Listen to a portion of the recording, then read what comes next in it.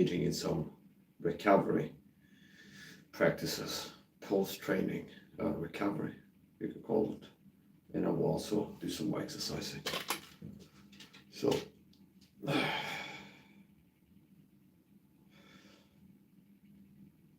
I'm gonna clean my hands and my arms because I had some elbow strikes and punches in my previous stream, so I got some scratches and stuff. So this will be a post-training recovery stream and exercise.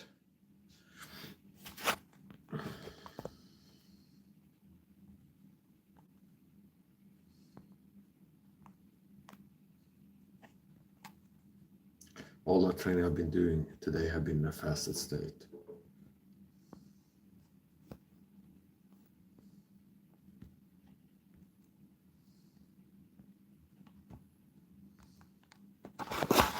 So starting out, I'm going to do a mouthwash in this case. This is hot water.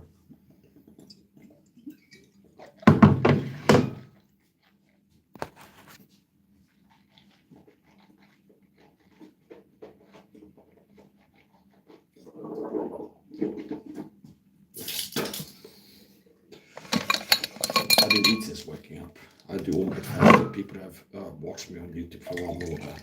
Omlet. I do omlet fasting. I've been doing omlet fasting for 6+ years, which means I eat only 1 time per day. And I've been doing omlet fasting, which means eating only 1 time per day, fasting 20+ hours for 6+ years, 300 out of 365 days per year. So it's not 365, 365, x5 or 6. It's 300 at least out of 365 days per year.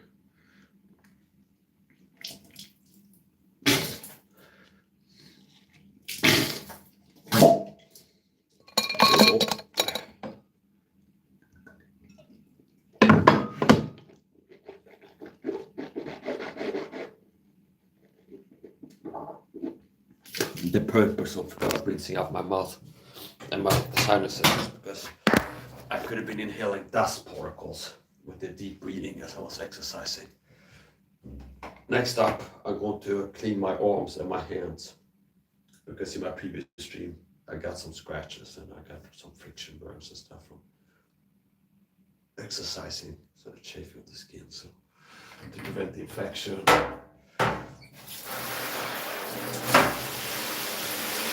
My arms and my hands, I use the shower hose and natural electric. If you wonder what type of soap I use, it's natural electric. Natural electric soap is soap that doesn't have testosterone, but most men that have low testosterone indicates low testosterone, high body fat, low energy, better life performance. There's a single point indicator reliable of low testosterone levels having declined from a previous level is adipose tissue collection in the abdominal region, which means a single point reliable indicator of low testosterone is belly fat, which means, more precisely, belly fat is an indication that testosterone levels have declined from a previous level, which means if you're flat stomached, you have a flat stomach in your 20s and you're 55 and you have a belly, beer belly, that indicates your testosterone levels have declined since you had a flat stomach. So one of the most reliable visual diagnosis tools for low T is belly fat. So there's a connection between belly fat and testosterone, like inversely. So testosterone goes down, body fat generally goes up, and especially in the stomach region, which is why it's so great to have guys that are ripped for the 6-pack. So I have the secrets. I've been doing people a favor because I have a high testosterone physique. I'm in the male fitness elite, top 1%. Only 1 in 25,000 men above 35 have a 6-pack. And I have a high testosterone physique, high testosterone life performance, energy, strength, speed, stamina, like the Conor West zone. High T, harder, better, faster, stronger. So testosterone, the masculine hormone, which is one of the things that I do too. I can post hashtag because it's a hunger of men, like young men looking to learn about masculinity. I'm a person that has masculinity about baseline physically and in my character, and I can teach to others. So basically this connection between belly fat and low T. And there's too many people this is epidemic of men in the 20s with a dad bod, and it shouldn't be as rare. But only 1 in 25,000 men, that's 0.004% of men above 35 years old, have a six-pack, visible abs. I'm ripped with a six-pack, ripped jeans at 36. And a lot of it boils down to why I'm harder, better, faster, stronger, more athletic, more energetic, to not having low T, having higher testosterone than the average person does. So the reason it's so hard for a lot of guys to meet the fitness goals, be it to build muscle, burn fat, is because they got low testosterone.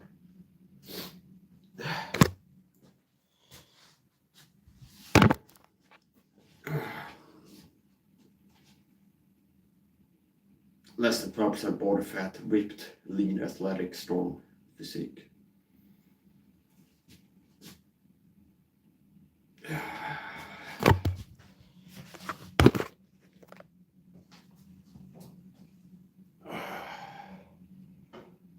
And one of the things that I do, I don't use the retarded toxic chemical hydrogen cleaning products that most men do, that contain fragrance and perfume and other ingredients that hurt your health, probably health, your hormonal health.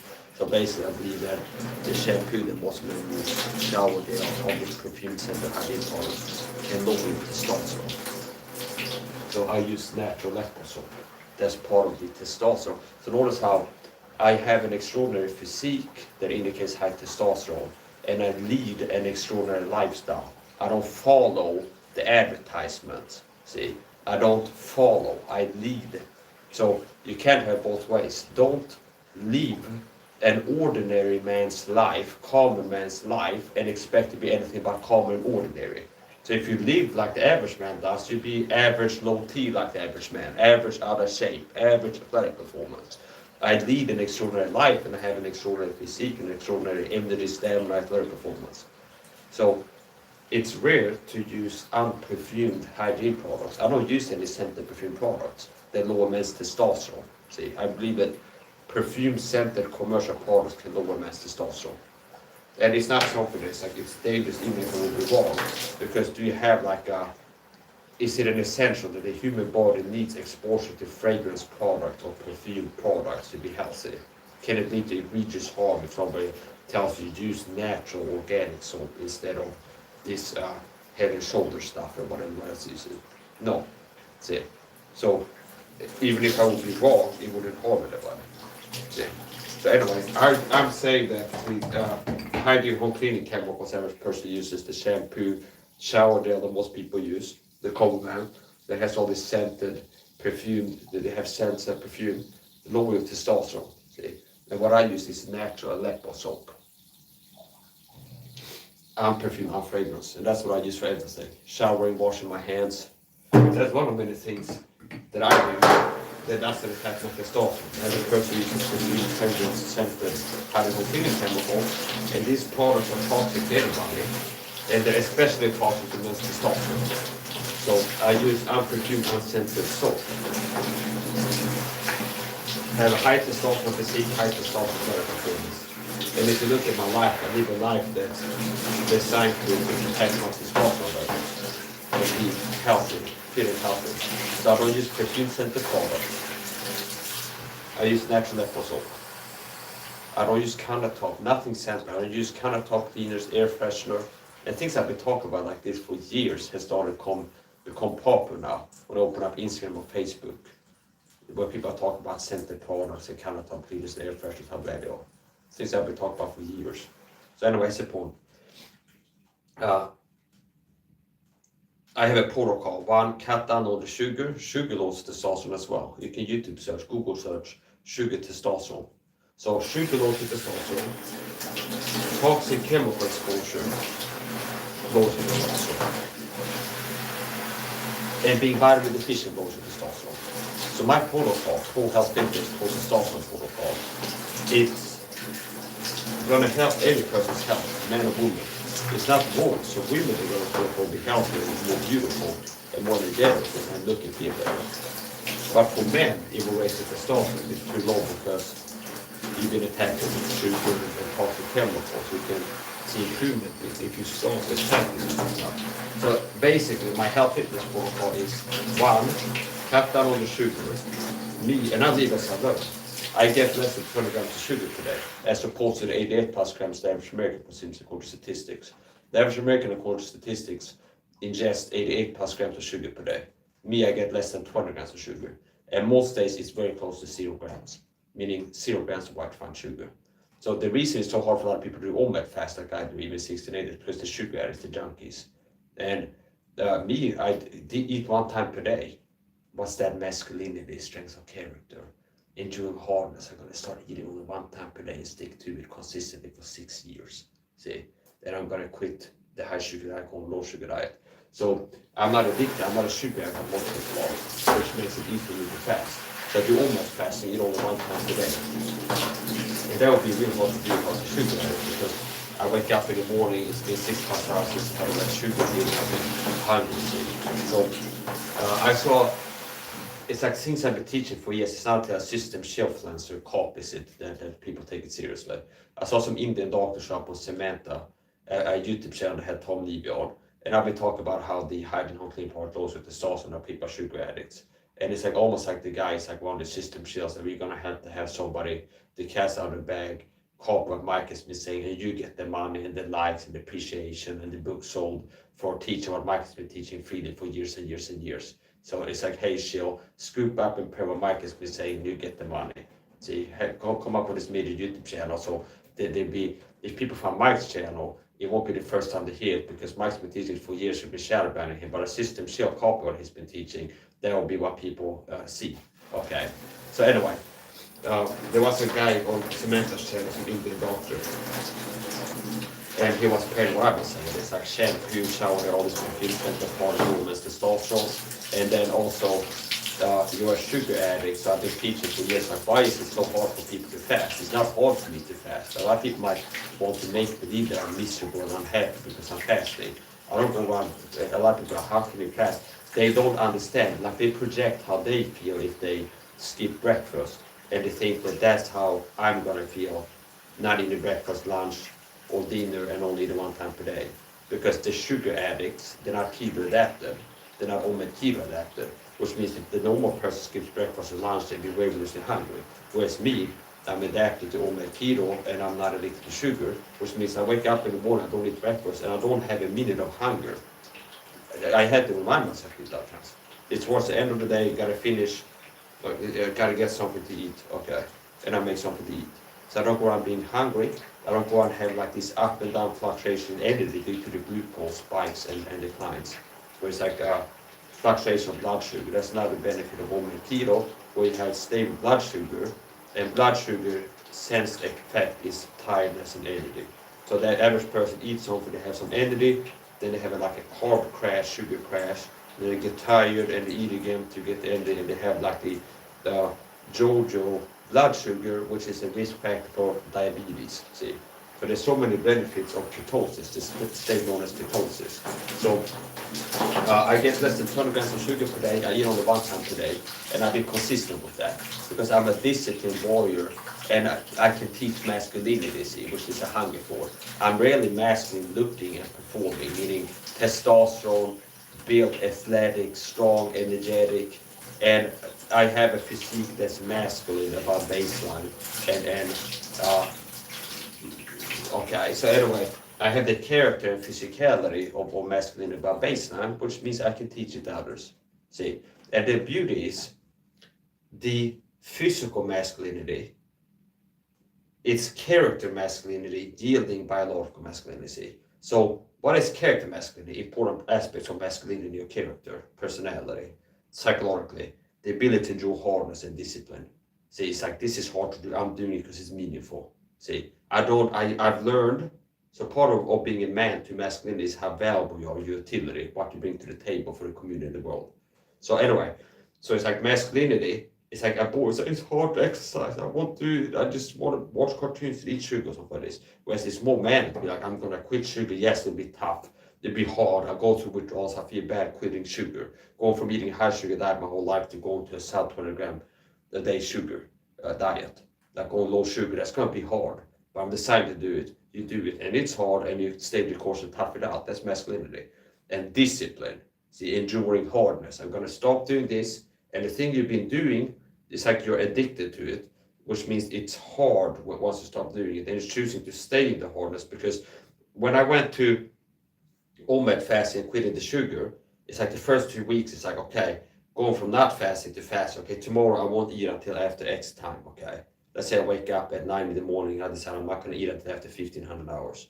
And you can start, here's another way, if somebody wanted to go into OMAD fasting, you can start 16:8, then go to 18:6, then go to 24, and then go to 21, 23:1, like OMAD, if you want to increment. I did it, like boom. Now, there was a point in time where I started with 16:8 actually, and then progressed into like 18 plus hours of fast and eventually to OMAD. Nice point. So it takes discipline to go, I'm going to quit eating sugar. That took discipline during hardness. I'm going to quit eating, I'm going to start fasting. Since I wake up and I won't eat until after 1500 hours. And since I wasn't keto adapted yet, I was still addicted to sugar like most people are. Still, there's going to come a time where it's like you feel hungry and like a pull to eat, but it's like, no, I'm not going to do it. See? So I'm saying no to myself. And it's hard because when you're having that hunger, all you would have to do to make the bad feeling stop is go eat something. And it's, oh, okay, it stopped the bad feeling. So it's like, no, I'm sticking the course and I'm staying in it.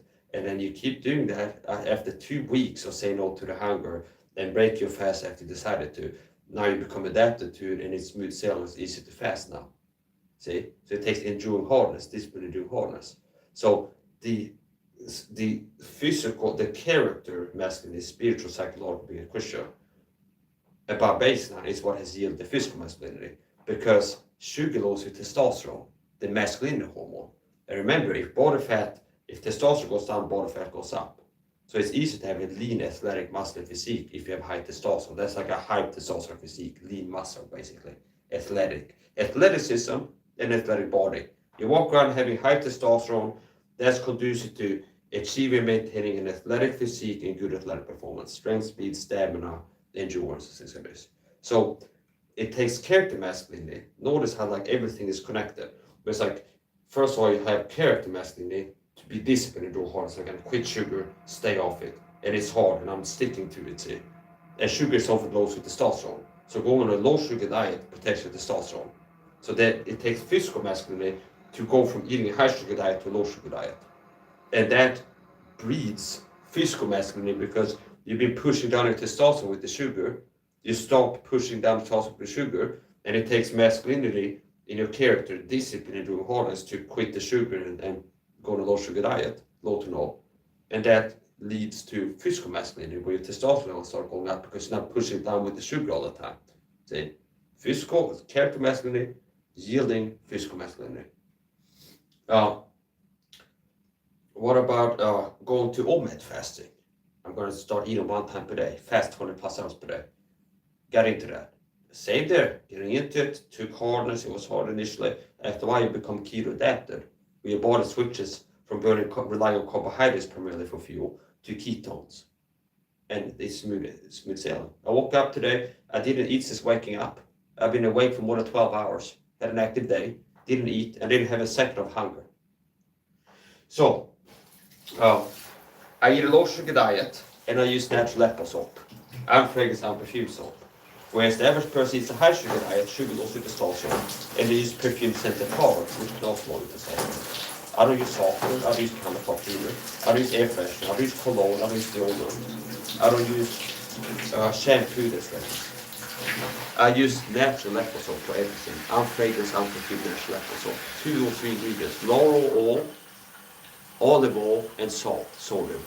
So that's the ingredients in natural apple soap. It's like 2 or 3 ingredients. Sodium, which is salt, okay, a form of salt.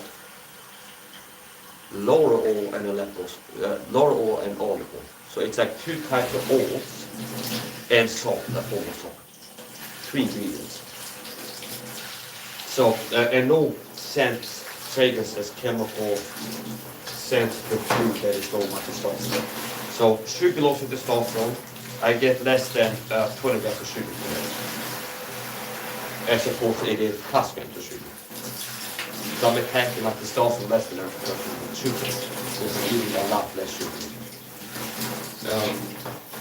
I don't use perfume scented products. I use natural level soap for everything.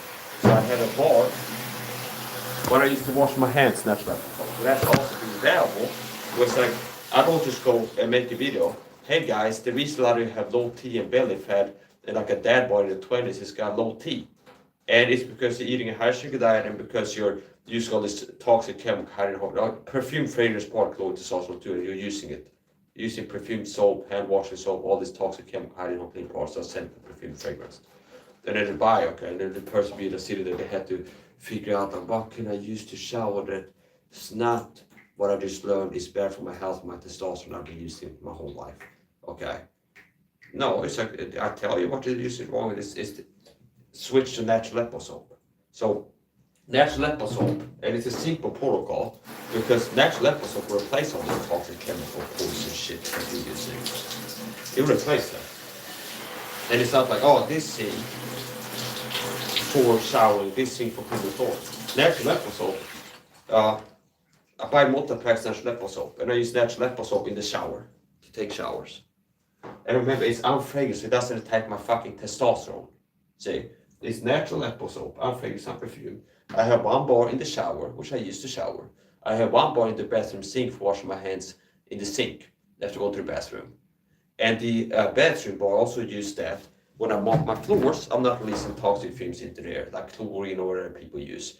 What I do when I clean the floors, so natural apple soap is like a multi-use reason for everything. And remember, it's something that gets the job done without poisoning me and attacking my testosterone, as opposed to what most people use. So for showering, natural apple soap.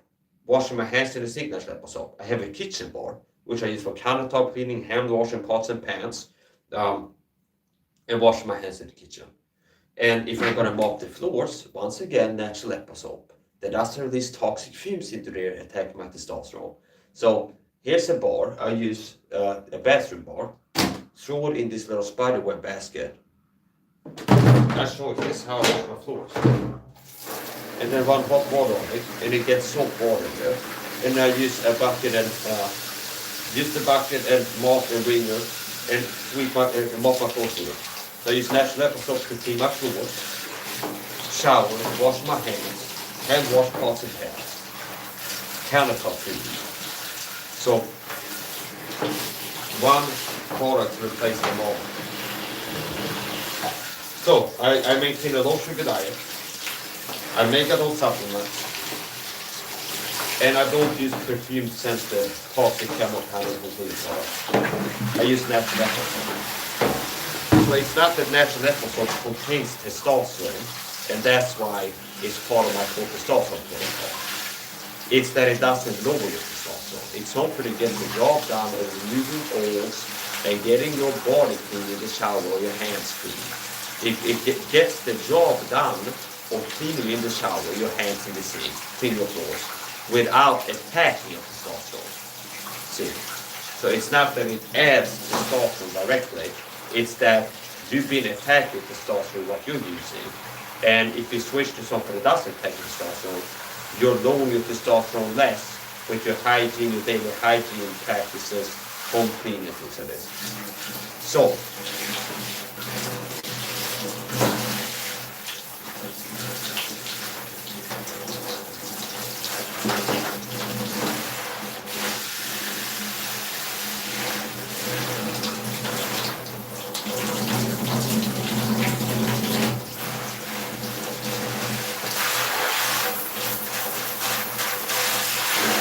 these shower hose I use it to clean. Sometimes this time it wasn't really that much. I just like to clean it, just a minor scratch here.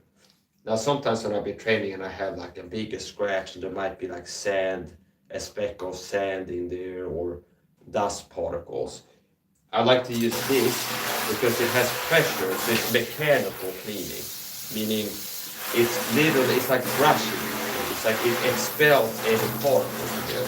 With the pressure, let's say there was a speck of sand in there, and I go like this with pressure, that can push the speck of sand out, then I can wash it, and then the boom close up, and I'm not packing a sand speck in there, which can lead to infections.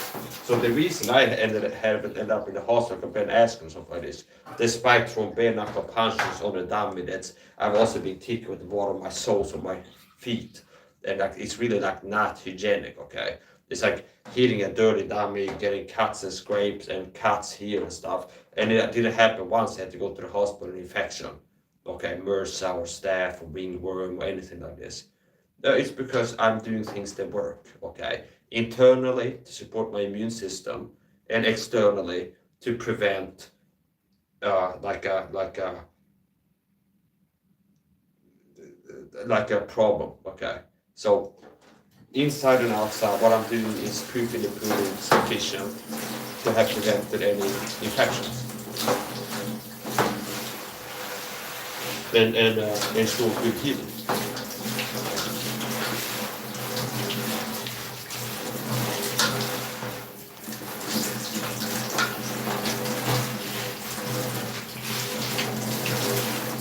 Like I have to do a fucking disclaimer, it's real good.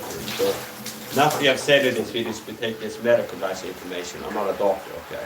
Just my personal opinion about things. Talk to a doctor and licensed physician before making any changes to diet, lifestyle, supplementation, and medication. Talk to a doctor before starting to take any supplements and medication. Okay.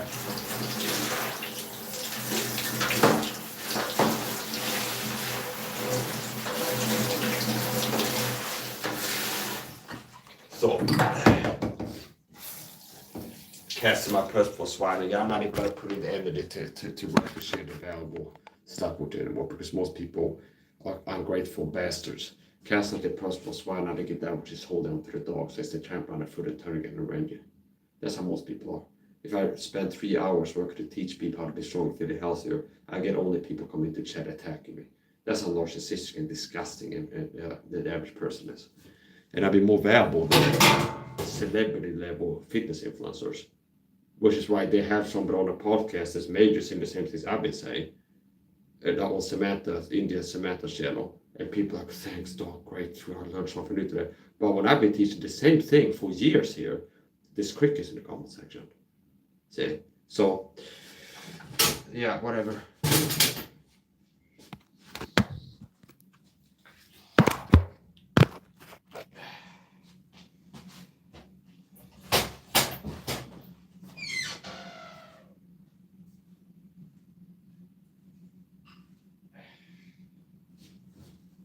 I did a little bit of leg exercising yesterday, and I'm gonna be doing more leg exercising today. So we do 12 weighted squats.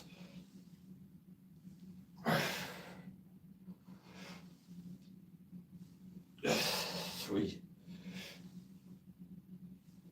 4, 5, a little bit further back, 6, 7, I'll go for 12, 8, 9, 10, 11,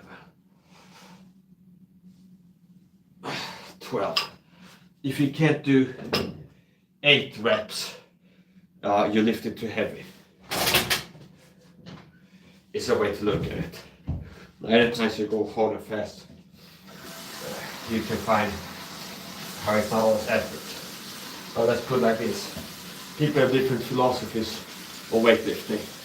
And quite a lot of people, consensus is that unless you can do at least 8 reps on certain exercise, it's too heavy for you. So I like to do 12s. I like to do 12 rep sets. Where if I'm doing something that I haven't been doing a lot, I mean, I barely been working out. I do maybe average out the last 3 years, maybe it's 1 set of body weight squats per month or something. Okay. Whereas it's not even a weekly or monthly basis, it's just maybe every 2 or 3 months I do like one set of bodyweight squat. It's not something I train regularly. And it's like now I'm doing something on a rare occasion, weighted squats, after doing only bodyweight squat on a rare occasion, like one set or so. And I picked the right weight because I could do 12 reps with the weight on it, which means it's not so heavy that it's I can like barely do one squat like this. Which, if you do things where you can do only one, you're increasing the risk of injuries. Because if you've been building up to be able to do 12 or something, the ligaments and joint, everything, it's been strengthened to be able to do this, to carry weight in this way. So I did a 12 rep set of weighted squats, and this is a 10 kilo dumbbell, and the other one is more than 10 kilos. It could be 12, 15, I won't be surprised if it's even 20, but we're counting it at 10, as 10, but it's more than 10. So 20 kilos plus, okay, at least 20 kilos, which would be 40 plus pounds. 12 reps. And I'm gonna wait a little bit, and I'm gonna do another one, and I might alter the form, vary the form a little bit. So we're gonna do legs today. I did some legs yesterday, and I count that as a warm-up. I didn't feel any soreness today, really, in the legs. Like you can feel like, oh, I really was exercising, training the legs yesterday, and it's not full recovery. I didn't feel anything really in my legs today. So, which means I didn't train so hard that I'm still like in need of recovery, and then train the same group again. Once a group again. So,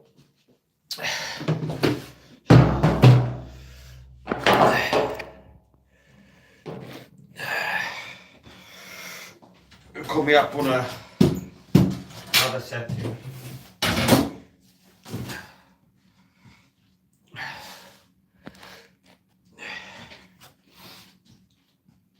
And last time I had the heavier one on the right side, so we're switching it now. Actually, we'll do it here.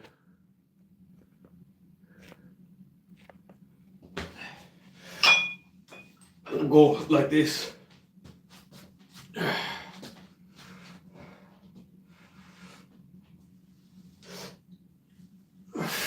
One.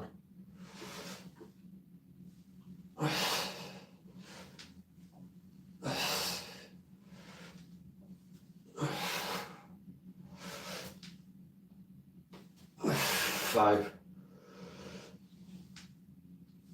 6, 7, 8,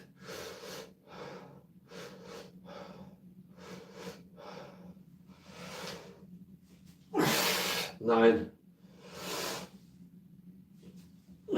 10, 11, 12. So when I do set number sets,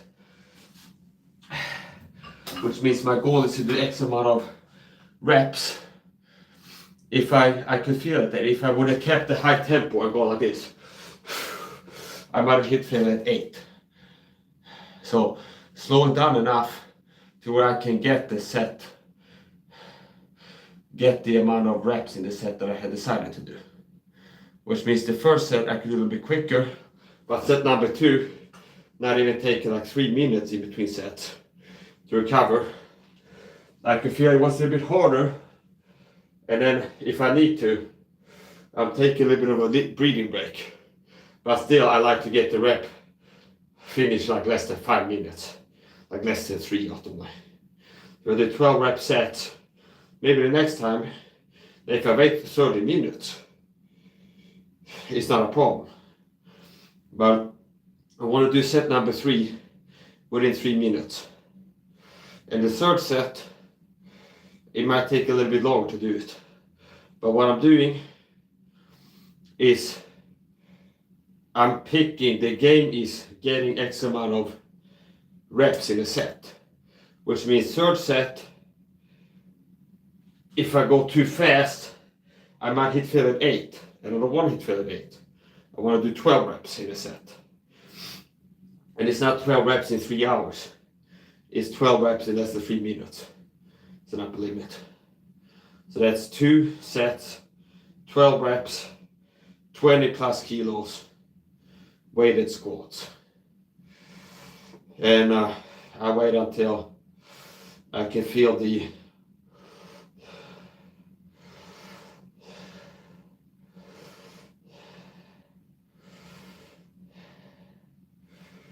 feels, and then I do number 3.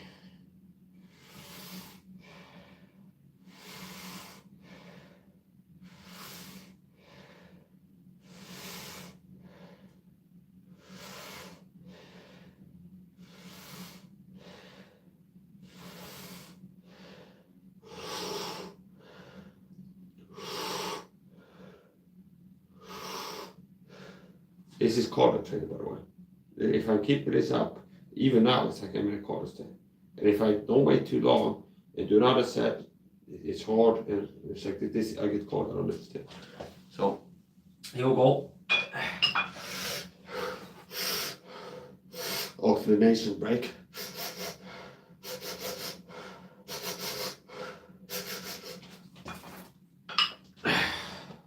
Twelve rep set. Set number 3. Would be interesting if I make 6. 1, 2, 3, 4, 5, 6, 7, 8, 9, 10, 11, yeah, 12. That's set number 3. And a lot of times when I get experimental, it's like I haven't really been training legs a lot. And I'm doing it weighted now, after not even doing body weight for quite some time. The first set is like a benchmark set. But if I'm trying some new exercise, an exercise I haven't done for a long time, it's like something I know that I can do 12 bicep hammer curls with this weight for 3 sets. And that's like, I know that because it's a common exercise. It's like maybe once a week after a year I do a set of 3 sets at least of 10 kilo bicep hammer curls. That's like, I know it's a common exercise that I do. I know that I can do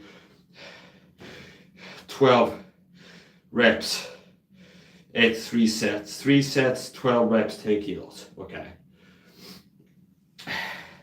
Now if I get kind of experimental and I'm doing something I haven't been doing that much, like weighted squats, the first 3 reps I can just in tune with my body, physical intelligence, that I can feel after doing like 3 already, I pick the reps even going for 12. Because it's something I can say I can't pull off 12. It's like if I do 3 of them, I can feel, yeah, I can do 12. And I don't overextend and like, yes, it's 30, go for 30. No, I pick a set that's challenging, but doable. And then if I'm doing it again, I will go for 6 sets, apparently. This just in.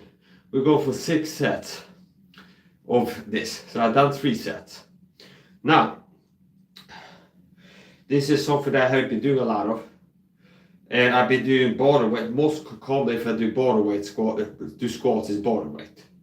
Okay, and micro workouts is most of what I do.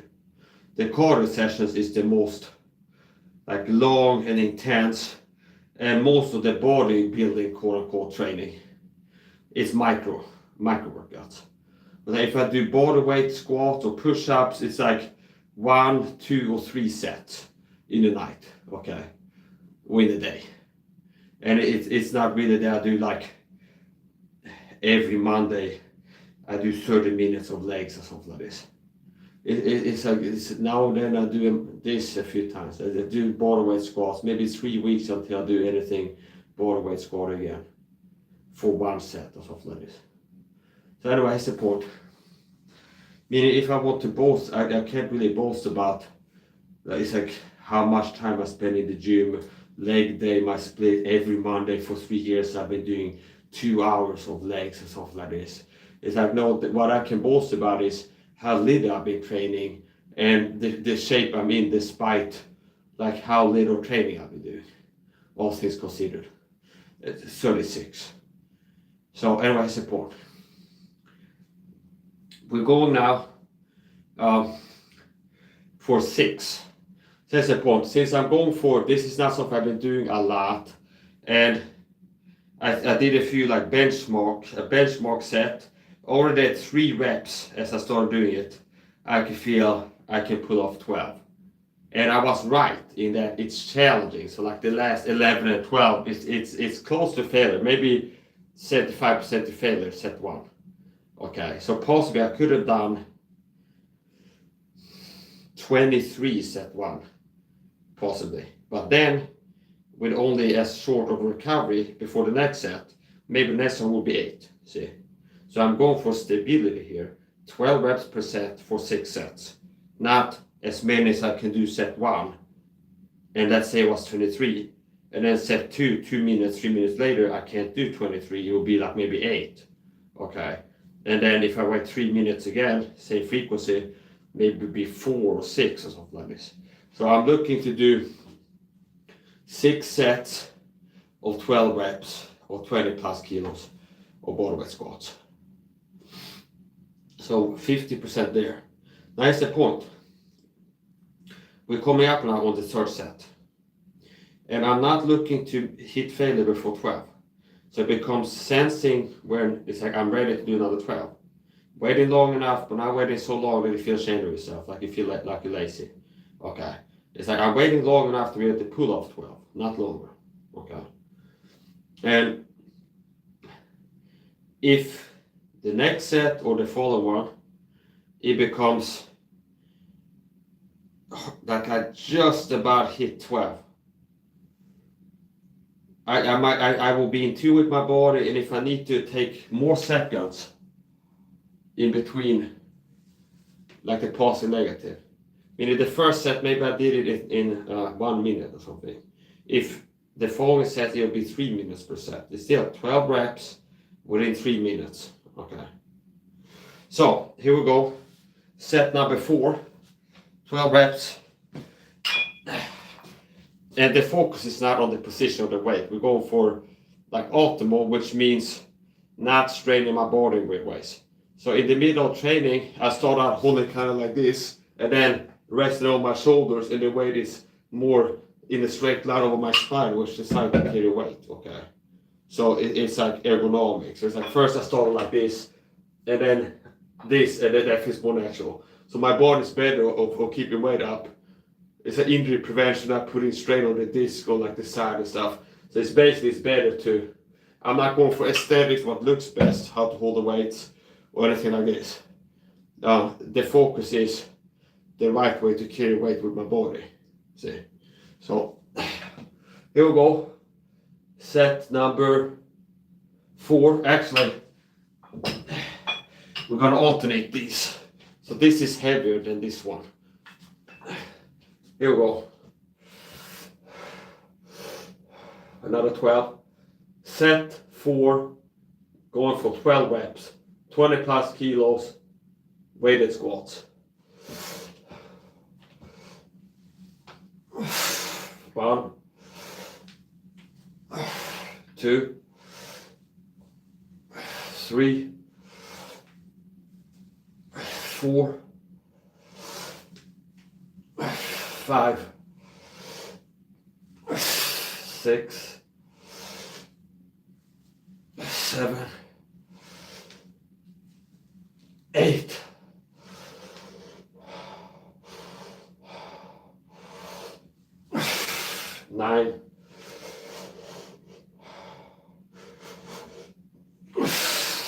10, 11, 12. Set 4 completed.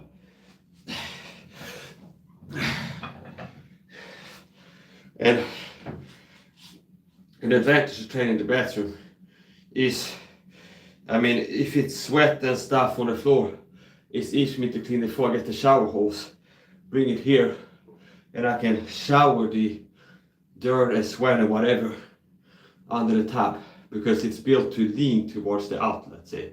So it's like if I would drop water here, it would go this way, because it's built to lean towards the hole in the floor where the water is supposed to go. Now, disadvantage is if I put the weight down, it starts rolling. So, set number 4, 12 reps, 20 plus kilos, weighted squats. And I don't care too much about the name of techniques. If I train martial arts, I call a certain kick the insult kick. It might be called like push kick to the head or teep or something like this. I'm not too concerned about the main things that know the name of technique, but be able to pull it off, see. So the most important thing is not learning the names of techniques. I've been more focused on learning how to throw different kicks than learning the names of the kicks. Okay. So some of the kicks that I've been throwing, if people look at all my past training streams, all the different types I've been kicking in training, this might be karate guy go, oh, that's a Tomeshigiri or something like this. And I said, I wouldn't know what that was. It's like I'm just moving around and throwing different kicks, I understand. But it's like there's certain kicks that I throw in a certain martial arts system. It might be called this, or that, I think. And I'm not too concerned about learning the names for techniques, or if I learn a way to kick while training, to figure out what martial arts form this comes from or something like this. It's like a karate kick or something like this. So the main thing is being able to pull off the technique and not the name for it. So same with bodybuilding. Some things I know, other things I figure out my own names. And I don't care, okay? Meaning it's like bicep hammer curls, I know that. I know squats, okay? Where it's like you're bending your knees and going down and going up again, squats. I know like push-ups, okay? Now, what is this called sometimes? I can call it shoulder presses, and maybe that's what bodybuilder calls, maybe not. Okay, it could be, I don't know, lateral lat raises. They have weird names a lot of times. Okay, inclined shoulder rotation, or something. It's like weird names. So I'm not too concerned about what this is called. I'm focusing on moving the weights and then whatever it's called, is what it's called. Now, if I'm doing an exercise and talk about what I'm doing and I name an exercise myself, I could call this shoulder presses, because as I'm doing them, I feel that it's using the shoulders and I'm pressing from the shoulders up. See, so it's like the weight start, if I'm holding weights here, at the shoulders, pushing away from the shoulders and then return to the shoulders. So it is a like shoulder-centric drill, and you feel the shoulders have to do a lot of times. So I guess I call it shoulder presses. But maybe if I Google that, it's like what they call a bodybuilding shoulder presses, might be something where they're doing this or something like this. Okay. So I'm not too concerned about the names of techniques. I'm more concerned about executing them. So 4 sets, we're coming up on set 5. And the natural way to do things is there's going to be more time in between each set. So set 1, if I'm looking to conclude all 6 sets within 30 minutes, will be the first one. The rest in between set 1 and 2 will be the shortest. And the rest between set 2 and 3 will be a little bit longer, and then incrementally longer. So the longest rest are between set 5 and 6. And also a natural way, if I'm doing it kind of with some time pressure, when it's 30 minutes or 15, each set will take longer to conclude. I mean, the first set will be the fastest, and the last set will take the longest. A lot of times that's naturally how it will end up happening. If you're picking X amount of sets, 6 reps per set, each set is challenging, meaning you're close to failure, 12. And you're looking to conclude it within 30 minutes of starting it. There's like a balance of being able to, and part of that is also giving me the sense of of accomplishment, because it's part of physical intelligence. When I'm in tune with my body and I'm able to like start this sense, like benchmark, how hard is this? I can do 12, and then I'm guessing I can pull off 6 sets within 30 minutes and end up being right. See, being right and being able to pull them off, and then be able to gauge after testing an exercise, I can do this many reps, this many times in this much time, and then be able to do that. It's like a mental game and a physical game. So it is a challenge to pull it off physically, but it's also a challenge of being able to be in tune with my body enough to know what I can accomplish and not overshoot. So we're coming up on set number 5. Go for 12 reps, weighted squats. So, and I guess you need to. I did 2 martial arts streams today. I've been up for more than 12 hours. Didn't eat, fasted state. I didn't eat anything since waking up today.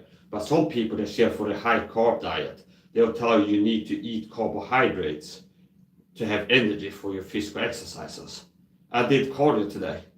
I did martial arts training earlier, 2 streams. In total, what? 3-6 hours of martial arts training today.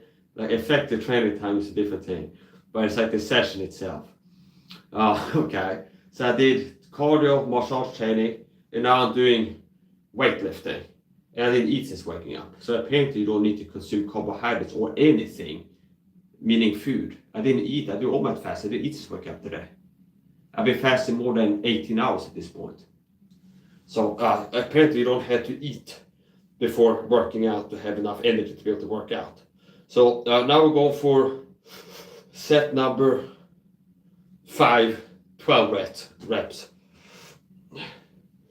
And my body is flooded with cortisol, adrenaline, noradrenaline, epinephrine, whatever the science terms.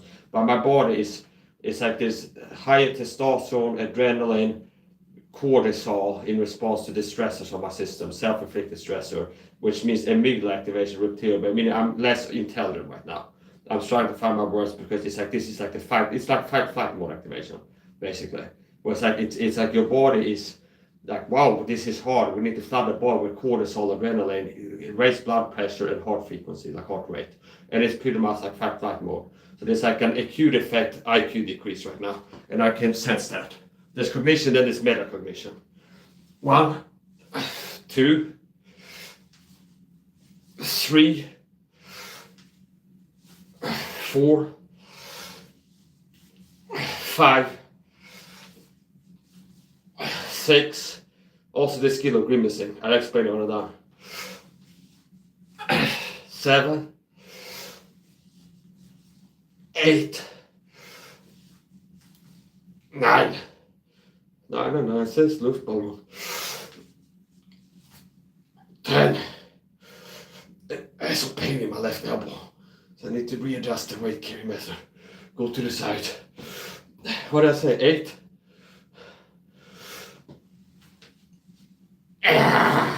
9. 10.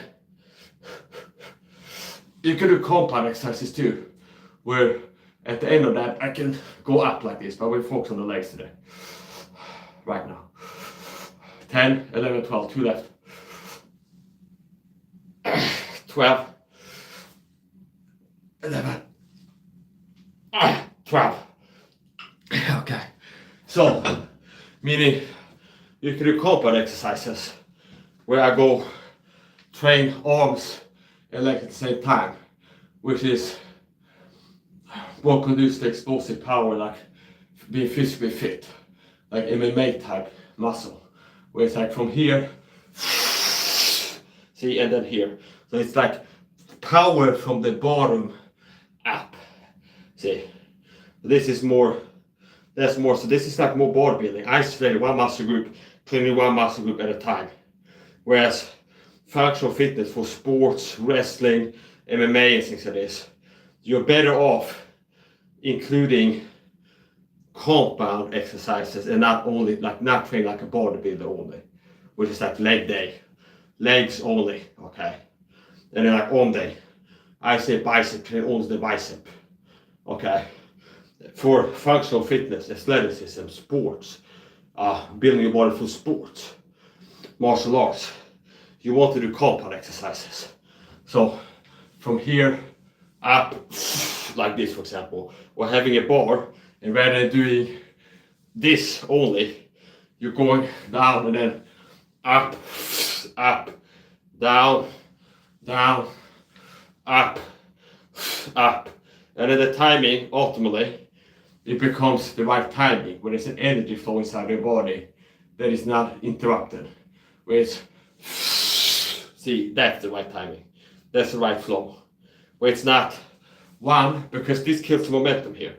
And I once again isolate just arm training. So it's like leg training, then arm training.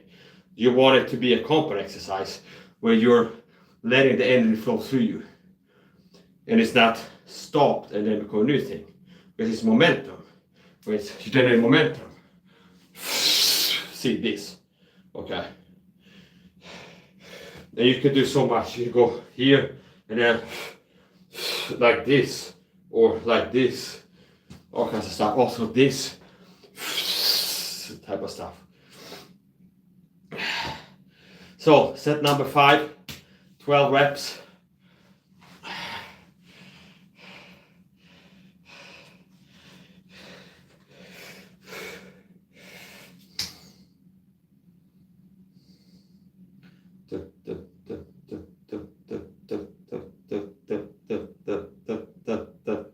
We wait until or stuff like this. So we wait a little bit.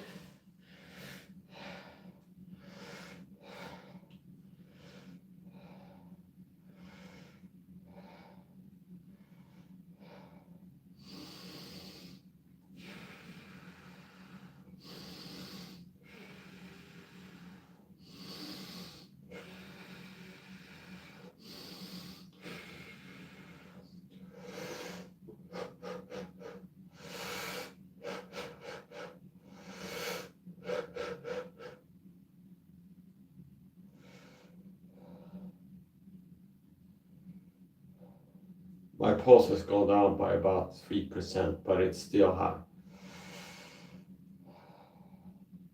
So I'm waiting until it's noticeably slower than it was when I first checked it. Now what I can tell is intensity, because when I first put my hand in here, just as soon as I connected, I could feel my pulse beating in my palm, okay? Whereas now it's more subtle, so just the intensity of the pulse felt by my hand. It's like the beat is weaker, so it's not just the beat per minute, like how often is it dunk, dunk, dunk, dunk, but it's also like the strength of the dunk. So the main difference I noticed after some breathing and relaxation, working to slow down my heart rate, there was more of a difference in intensity of heartbeat than frequency. Meaning, if it's like first I go dunk, dunk, dunk, dunk like this, and I count it out, and then I just focus on lowering it. And the main difference that I was able to achieve by what I was doing, it was like passages, not doing anything hard. It was the intensity of the beat that was the biggest difference.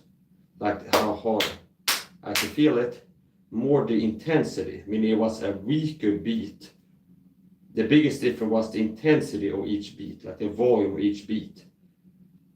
More of that difference than the difference in the beats per minute. So it's like the rate, the beats per minute, it was almost no difference. But the force of each beat, that was the main difference. So anyway, we're going set number, what are we at? 5 or 6? Gotta be 5. I would rather undercount it than overcount it. So this is 5. And I could be right. If not, then it might be 6, but we count it as 5. So another 12. Here we go.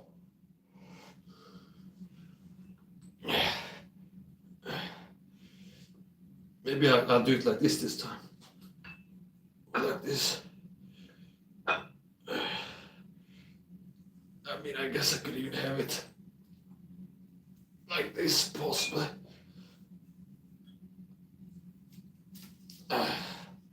Okay, here we go. 1, 2, 3, 4, 5, 6, 7, 8, 9. If I would have kept the same rate, I felt like I might not hit 12. 7, 8, 9,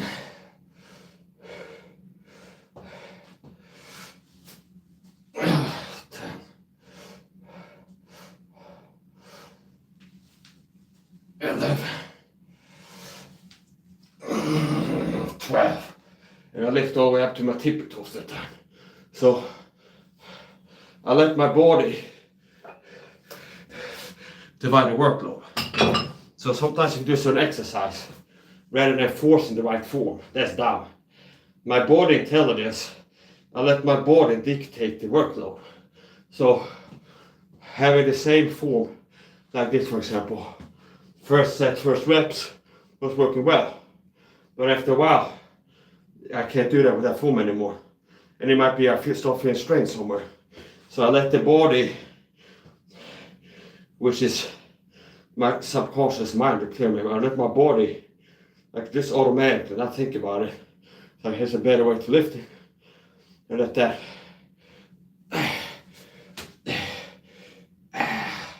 And no matter what I'm doing up here, it's still the same weight. Okay, by my legs. The main thing is how I'm loading my spine above the legs. No matter like how I hold the weight, it's still 20 kilos being carried, at least 20 kilos by my legs. The difference if I have it here, notice how my spine is forward here. So if I have it further back, it's more balanced, where it's not more front heavy than back heavy, it's kind of middle heavy. So 5 sets, and the last set is set number 6. And I'll wait maybe 3 minutes.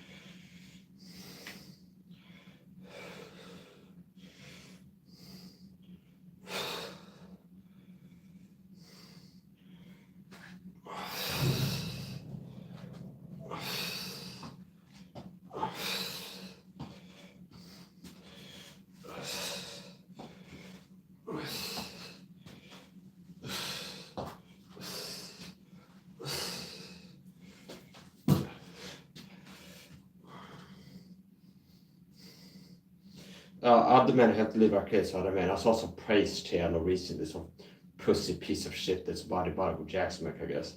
And they got short videos of Bruce Lee. And all the time, it's like most Christian men are inferior. So it's like if they want to have impressive athleticism, speed, or power, they have to find a celebrity. Whereas I can produce it myself. See? But if I want to have a short of doing martial arts techniques, hitting hard and fast, I can do it myself. See? I don't have to find a clip of Bruce Lee or Mike Tyson or Roy Jones Jr. If I want to have a video on my channel, I post it.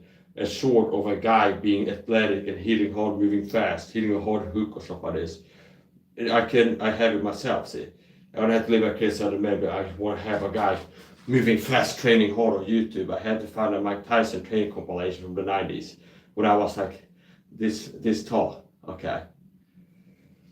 And he should be happy that I wasn't like a baby back then who went into the amateurs and then he had to fight me as a baby at the Olympics. Because even Mike Tyson as a baby at the Olympics was Mike Tyson, as he was coming up, we might have put like an ant nipping in the butt, but he never would have become a pro martial artist. Because Mike Tyson as a baby, not all babies are created equal, understand?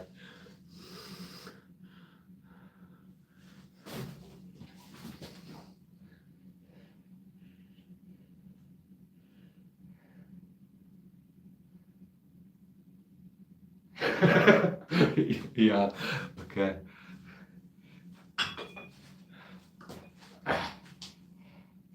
So next time if Mike Tyson was to fight a real boxer, he could at least try to ask me if I would go to fight him rather than Jake Paul. So if he's looking for a YouTuber to box again, maybe he should ask me just so I can I'm offended that you would think that you have what it takes as a mere mortal to step into the ring and I'm worthy to share the same air as me, understand? You're a mere mortal, okay? You're not worthy to sweat in the same ring as me, as a mere mortal. I'm the type of guy that bury me alive because it's like they think that I'm dead.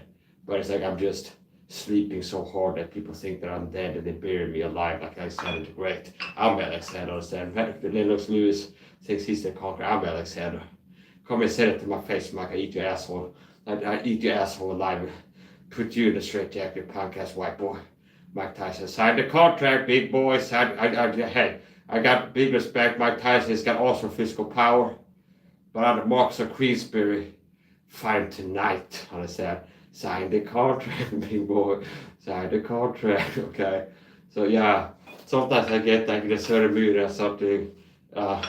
It's like I can't help it, but I have to talk about fighting Mike Tyson and things like this. Roy Jones Jr. If he's looking to fight, they could Mike Tyson or Roy Jones Jr. if they want to do another match, an exhibition match. If they want to fight a real boxer, okay, they send me a request and like invite me, like ask if I would do them the honors, just so I can decline them and be offended that they would even like dare to think that they would have a chance to step in the ring with someone like me. So we're doing 12 more sets here. 1, 2, 3, 4, 12. Okay, so here we go. 6 sets, so this is the last and final set. How long have I been live? I can't see, the numbers are too small, but I can see there's a timer going there. We'll check it after we finished. Here goes. 1. Go more scissory this time. 2, 3, 4, 5.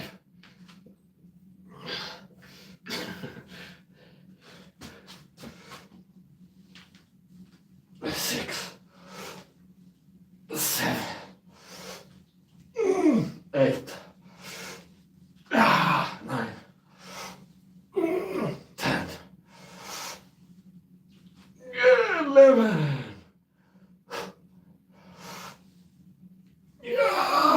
12. 6 sets. Perfect.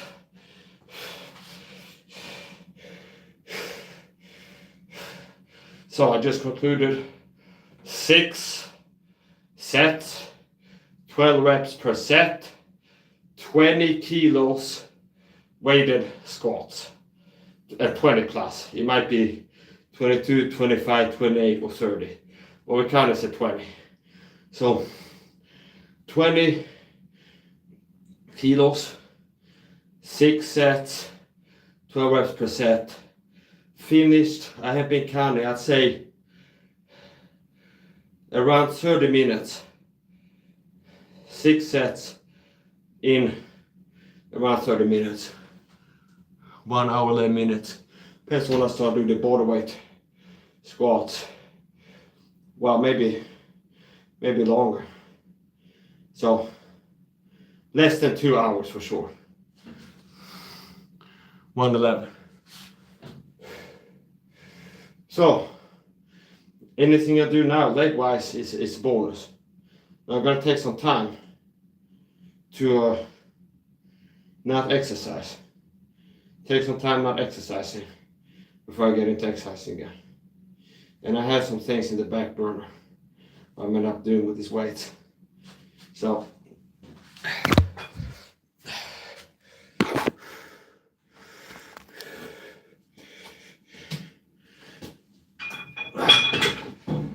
it's like my speed is unheard of, understand? It's not just the action of the punch, it's the speed and the power of the punches. My style is in packages. My ferociousness is defensible. My superhuman nature is indefensible. My style is superfluous, understand? My communication is grandiose, understand? My life is magnificent, understand?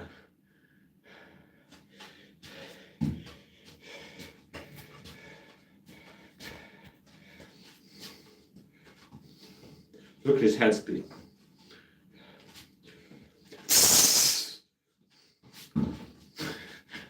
It's like my legs, I was like, I got the spaghetti legs because I feel like I've been punched, like I'm almost going down just from the muscle fatigue, understand? So it's like, you feel stiff to throw a punch with your legs, are like, oh.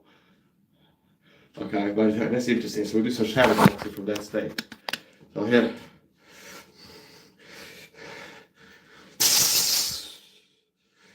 That's how I do my fastest. But they're hard. They're fast enough and they're hard enough. So the way that I do shadow boxing is not just light and soft. I put intensity into it a lot of times. So here.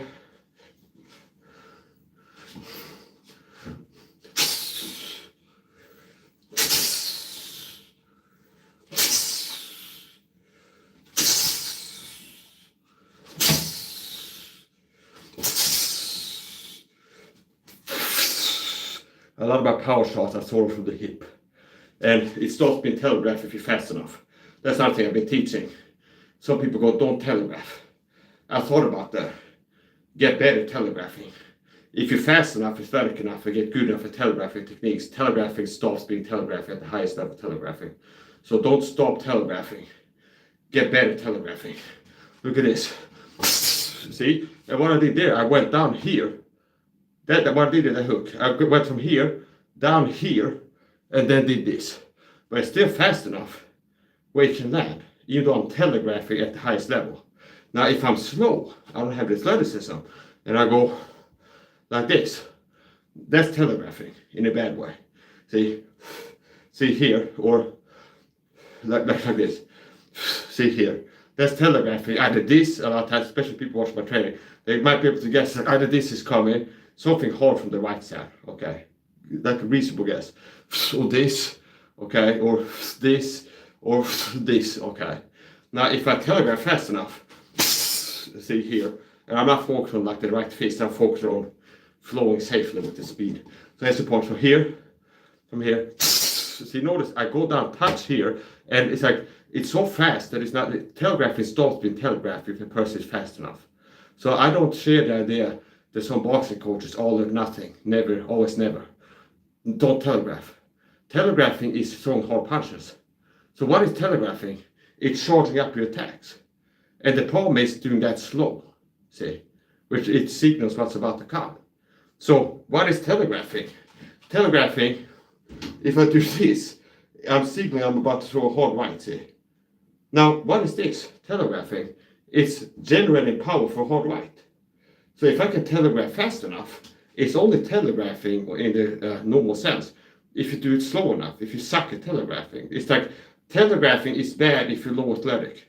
You don't have the speed, see. Now, if I go here, see here, and I throw the left, And then it's so fast. See here. So it's bang, and then this. What am I doing? This is telegraphing. But if you do it slow enough, it's a problem. If you do it fast, it's force generation. So what is this? This is telegraphing. Charging up a hook. See? This is telegraphing. Now, the telegraphing maneuver is building power and making it hit hard. See? So from here, it's on a hook. And it's like if I make a game out of, I'm not allowed to retract my fist. It's like there's like a line here, and I'm gonna hit with a hook, and I'm not allowed to move back from this line. There's like a fictitious line here, the silver thing here. See? And I'm gonna hit a hook. See? Okay. Now obviously I can make it harder without that rule, where I can go back here and then throw a hook. See? Now, if I start with my fist here, and I go back and then throw a hook, if I do that fast enough, it's not upon telegraphing. So I don't teach don't telegraph, I teach get better telegraphing. Okay? So here's the thing.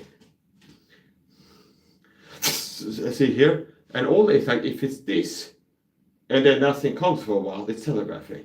But if it's like this, that's fast enough, it's not that really telegraphing anymore. So telegraphing is not only a problem for slow people. And if you get good enough, you have the speed, then telegraph is not telegraphing, because telegraph is basically generating power for attacks, like caulking, charging, chambering your attacks. See here, for example. See? So what is this? If done slow, it's some kind of telegraphing. But if it's fast enough, it's not telegraphing anymore. Because like, as soon as something moves, I've landed in like a third of a second. So the telegraph is only a problem if you do it slowly, really.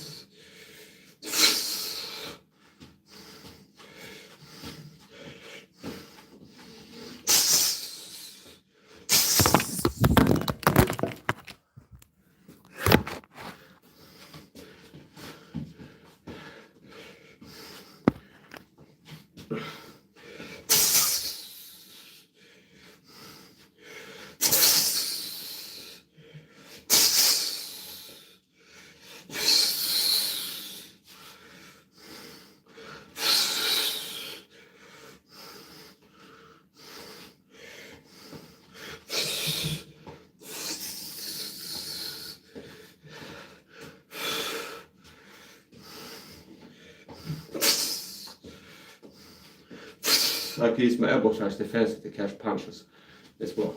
Creative elbow strike use. So like this being thrown into face. Like even from this, it's like it's hitting it.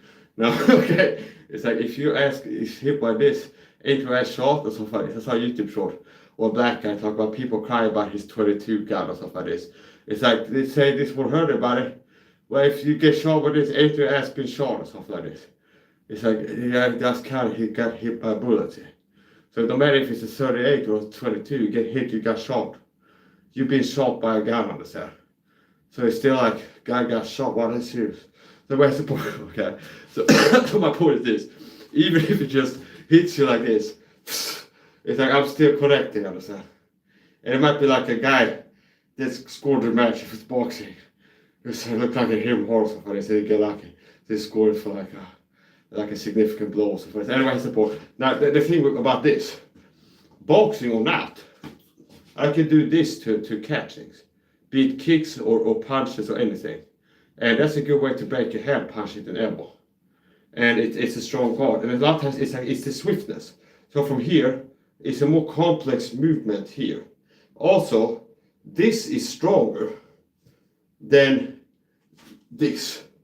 Like this here. This is like a straight line into my shoulder. So in a certain way, it can be a stronger block. Now ultimately, you're connecting with this. See, that this is the pad that you're catching things with. Now from here, obviously, this, and then augmentation of this, see, it's fast, it's one advantages. And it's an elbow ball, see? And this is part of how I've been training creative guards and stuff.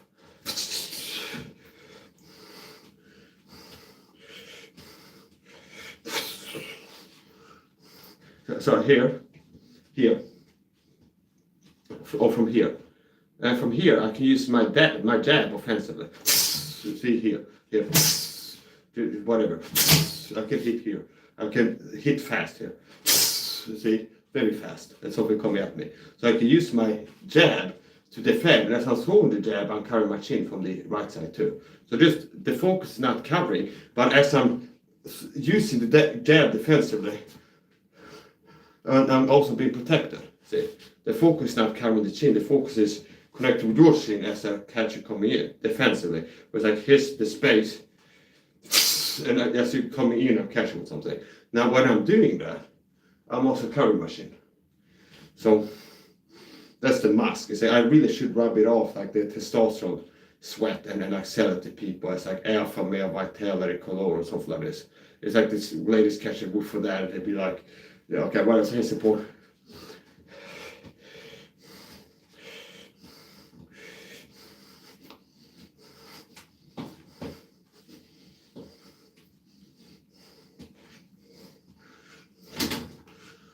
And somebody knows martial arts might be able to guess, it's like what I'm blocking. Some of the blocks might be like letting somebody know that what I'm blocking. Okay. So for example, this looks like blocking a kick. See, because it's two of them. Whereas if it's a punch, this could be enough to catch a hook or like a straight punch like this. Especially, I believe in bare knuckle, people that have the speed and got good enough, bare knuckle, BKFC, like elbow guards.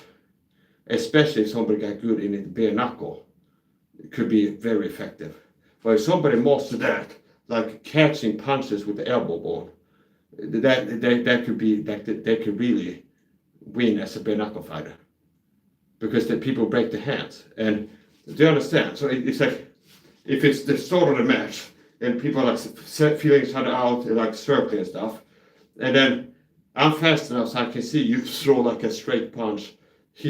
However you do it, it's like you dip in and throw something. But like if I'm right and you're attacking here to the front of the face with a jab or whatever the punch is, a straight punch.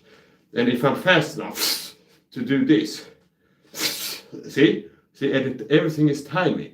So it's like the punch is coming here, a jab, let's say. And if I can be fast enough in retracting, this in of itself can make you miss, or at least take a lot of power out of it. And then this too, where if the timing is there, the right timing, and you connect while this is here, see, it can break the hand. And then you can do more ways, like you spend more time having your elbows around the head, which increases the chances that like inadvertently the guy ends up hitting your elbow. And it's more of a high level thing to be able to like catch a technique like specifically at will. It's like it's a jab and I'm catching the jab with my elbow. See, that's more. Here's another thing for bare knuckle. I thought about this. A guard that you could use for bare knuckle, where here, like this. Okay, see, and it's like it's here, and if the person attacks to the head, if you get good at this, if you have a guy in sparring or like throw tennis balls at you here, and you to drill it. But I understand, it's like if I'm here and a person is going to try come in and hit either with hooks or punches, if I have this guard, see, and it's to head, so I'm moving away and I bring the shoulder up. So if you punch bare knuckle to the elbow, you're going to hurt that hand, understand?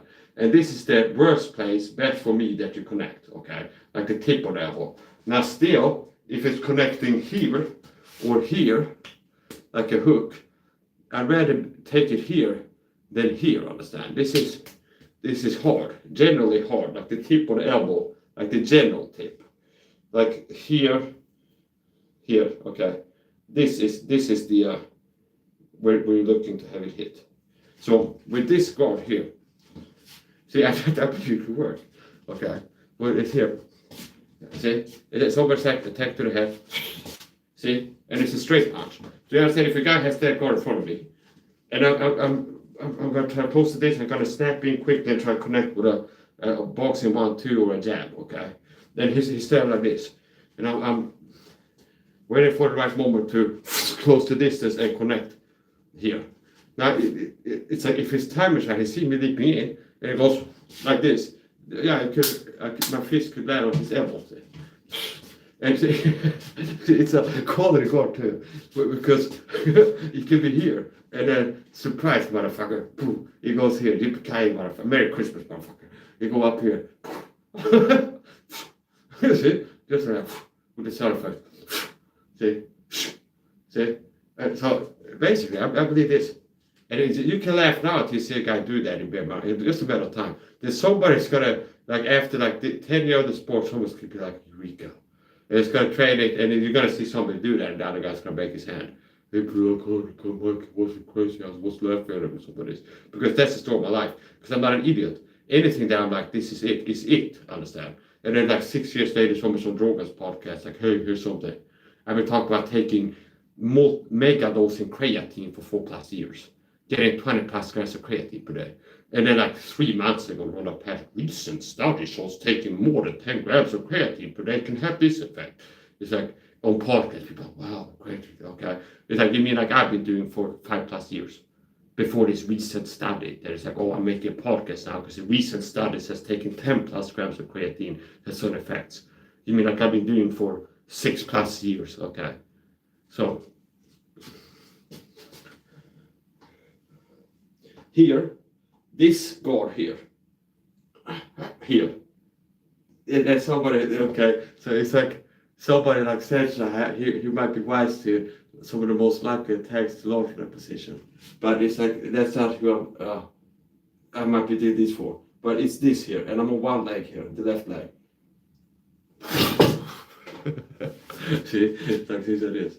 It's like here, and then for this high guard, it's like it's protecting my head from certain kicks. It's like kicks to the head is blocking certain angles. This like this ridiculous, bizarre guard here.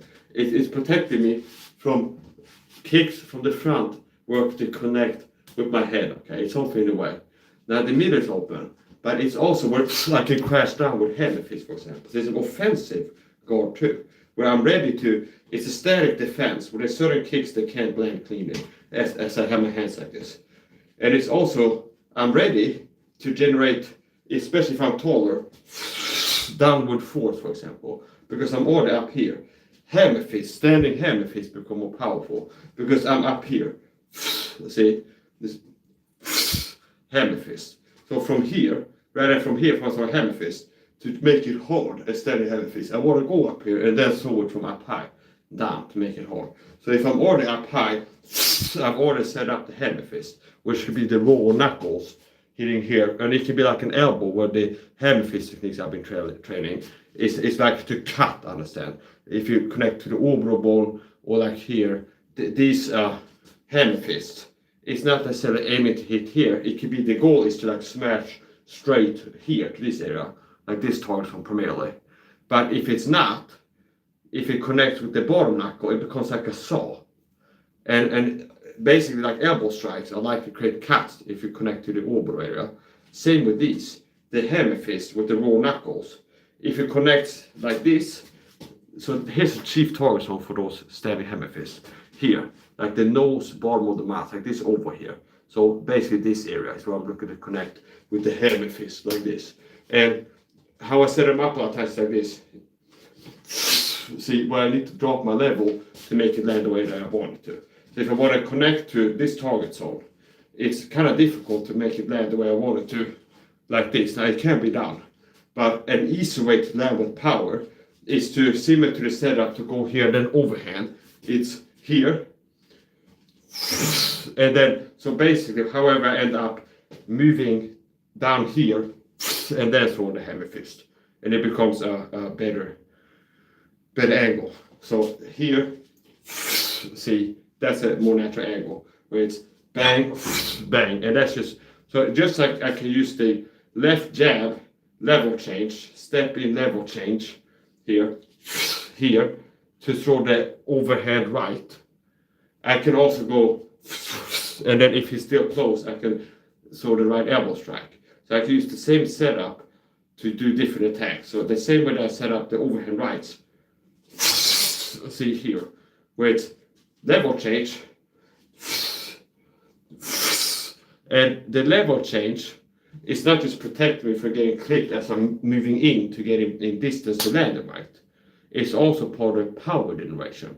So the overhand right is harder if I throw it from here than if I throw it from here, see.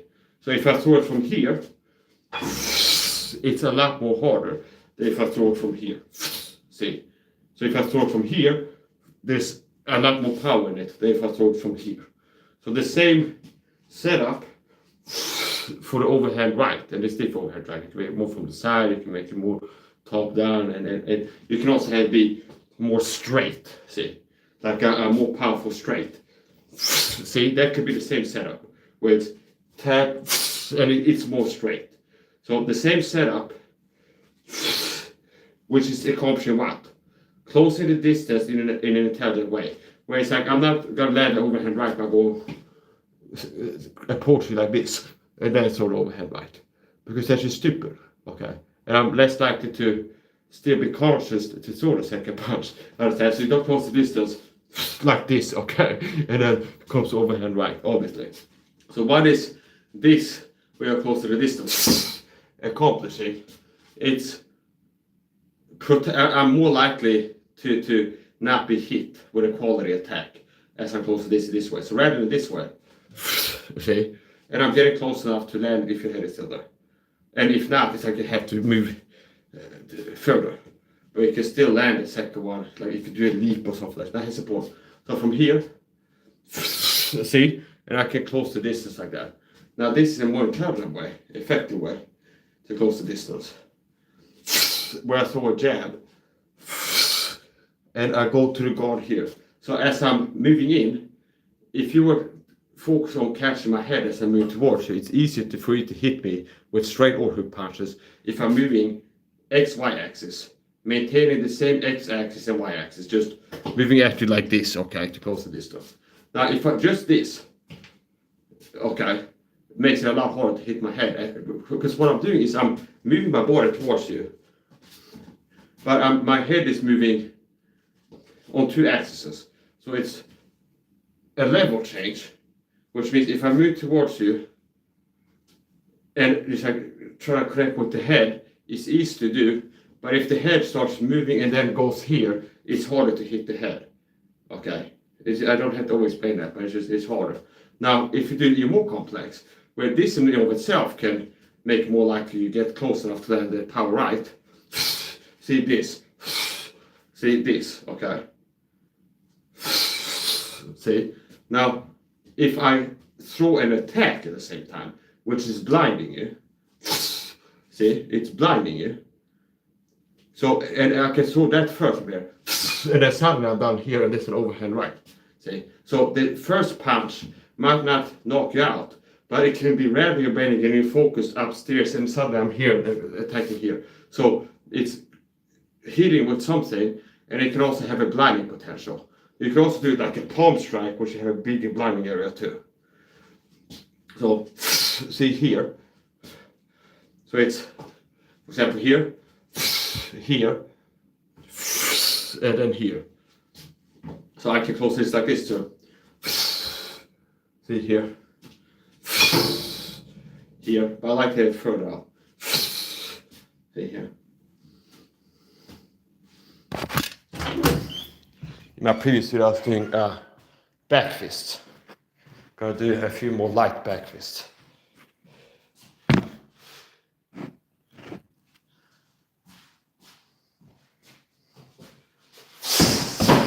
and that's the back fist hook 1-2 combo like to do from both sides, which means it's from here to, and then as I'm turning my body, connecting with the two, I'm pulling myself into the powerful hook. So the hook is more powerful because I'm pulling into it with my right arm. So the hook is already powerful enough just from here. But with this, bang, see, like a carousel, where it's bang, bang, bang, bang, see. And that is something that takes training to pull it off reliably to improve your chances, which is why I drill things like that. If there's any type of like superhero kung fu movie technique that is like looks flashy but has definite potential to be effective, like a combo, like a 1-2 back fist left hook combo or inverted left back fist right hook combo, it's like it's more training intensive to be able to pull it off realistically in a fight. Like the weirder, the stranger, the more complex the technique is, the more training intensity is. See, so it's not that like you shouldn't be like when you're 6, you watch like a Jackie Chan or Jet Li movie, and it's like you see the guy like jumping and kicking. It's like, oh, I saw it in a movie once, so it's like I feel now I can pull it off now. Okay, and do you understand? It's like there's a lower level maturity before you actually start having some experience with martial arts and stuff. Where like a boy, it's like the thing where it's like you watch a how-to video one time on YouTube how to throw a jab, and it's like, oh, I know now if I get in a street fight, I saw a video how to throw the jab, so I have the concept. Okay, it's like, well, having the concept can make a little bit of a difference, but you want to train the concept and get it to be non-conceptual, experiential, and real and part of you eventually. So take it from a concept, hypothetical thing that could be pulled off because you saw somebody else do it once, to drilling it, and you have pulled it off several times physically yourself, and then drill it several times, and you're building muscle memory, and now it's more real that you can pull it off. See? So,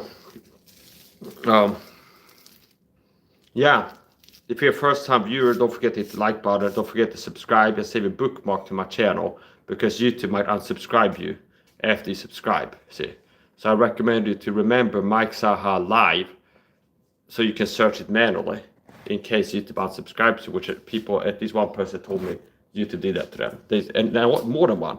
I've had several people tell me it's like this is the third time I subscribe to your channel, Mike. So there's people that have told me that they subscribed, and then next time they check, they're not subscribed anymore. And I don't have the power to unsubscribe people from me. So there's some people that got it blocked, and then it's like somebody came to my channel, maybe they trolled or did a joke that irked me, and they get blocked. And then next time I'm up on like Poon's panel, it's like the guy who got blocked, it's like come up and, hey Mike, you blocked my channel. It's like, yeah, because you came in being rude. It's like, okay, I'm sorry guy, can you give me another chance? And I go, all right, you're unblocked, but if you act out again, don't be surprised you get blocked again. Okay, I give you a second chance. You're unblocked my channel. You can show up, say hi, but don't show up being rude, disrespectful. You end up getting blocked again. See, so if you watch my videos and you want to see more content, training, teaching, everything I'm doing, I'm unique. There's nobody else like me on YouTube. I'm a unique YouTuber. I can say that and prove it. Now, I wouldn't have to prove the people to the due diligence, take a look at my channel, and they have critical thinking ability, pattern recognition, and recall, like to baseline levels, would be sufficient to be able to detect the veracity of my statement. So here's the point. Meaning, good luck finding me a King James only faith alone person who's a King James only faith alone Christian who live streams 3 hours bare minimum every day. Even that one thing. Good luck finding, I told you I'm unique. There's no other person like me on YouTube. And I'm starting to prove it now. Okay, no Mike, you're wrong. Okay, go find me a YouTuber who's a King James only, a Christian, okay, this type of Christian. King James only, faith alone, OSAS Christian. A person who teaches the Bible is the King James Bible in English. Teach salvation is free grace, faith alone. For by grace I saved through faith. Teaches once saved, always saved, which means you're saved by faith and you stay saved, period. There's nothing that you can do to make it lose your salvation. So good luck finding a King James only, faith alone, OSAS Christian who streams live 3 hours regularly, consistently. More days than not, they're streaming live 3 hours on YouTube. Yeah, even that, without even getting into what type of streaming. But good luck finding King, the Soul, and Faith Alone, all says Christian, that live streams 3 hours every day. And it's like more days live stream 3 hours than not. So it'd be like 9 out of 10 days, they're live streaming 3 hours every day. And if you're able to find a person or two, okay, I found one. Okay, are they doing live training streams? Are they ripped with a six-pack? So if you find another person, well, there's this guy, John Doe, and he's live streaming 2, 3, 4, 6 hours every day. He's a Kingdom of Faith Christian. Okay, is he ripped with a six-pack and handsome? Because if he's not, then I'm unique. Because I'm a person doing the same thing he's doing, but I'm ripped with a six-pack and handsome doing it. See? And say, oh, okay, we found, after 3 years of looking, we found a guy who's everything we just said and ripped with a six-pack and handsome over 35 years old. Only 1 in 25,000 men about 35 years old have a six-pack, have abs, see? Do you understand? So you know how rare it is to be a Christian, faith talking is all Christian. So it's super rare to have a six-pack over 35, see? And it's super rare to be a faith alone, all says King James only Christian. And if you both of these things, it's like, do you understand? So I can actually, and it's like, oh, it gives me cognitive dissonance. I've been telling myself you're a narcissist when you accurately report positive facts about yourself. Okay. And it's like, oh, a narcissist to me is somebody that says good things about themselves that are true. That's what how you diagnose narcissism. The guy who's stronger than most guys says he's stronger than most guys, that he's a narcissist. No, a more real indicator of narcissism is a guy who's weaker than average and says that he's stronger than average. Okay. So if a guy can bench press and he looks at statistics, oh, I can bench press more than 90% of men. And he goes, I can bench press more than 90% of men. Oh, you're a narcissist. That's not. So people don't understand narcissism. People throw out narcissism and they're blind to people that actually are narcissists, like Raphael Garland. But people that are the opposite, the other side of the coin, is that he's not a narcissist, basically. It's like, oh my. Anyway, here's the point. I don't have to put up like preemptive defenses and deal with. It's like 25% of the audience hate the type will be thinking this as I'm saying this. So here's the counter to it before you even make your argument, because I know what you're thinking and feeling, what you would say if the shower was open, so forth, based off of experience. Anyway, here's the point. Yeah, so I'm unique. You can't find a good luck for another person like me. King Des All the Faithful all says, live streamer who streams 3 hours every day.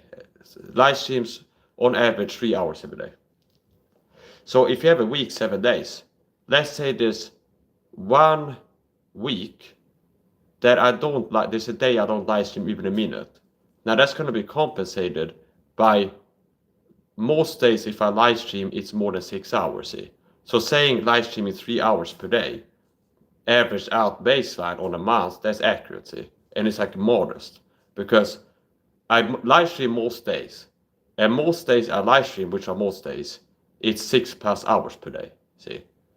So if it's once in a blue moon, that is the day I don't live stream even a minute, it's like the days that I do live stream, it's 6+ hours.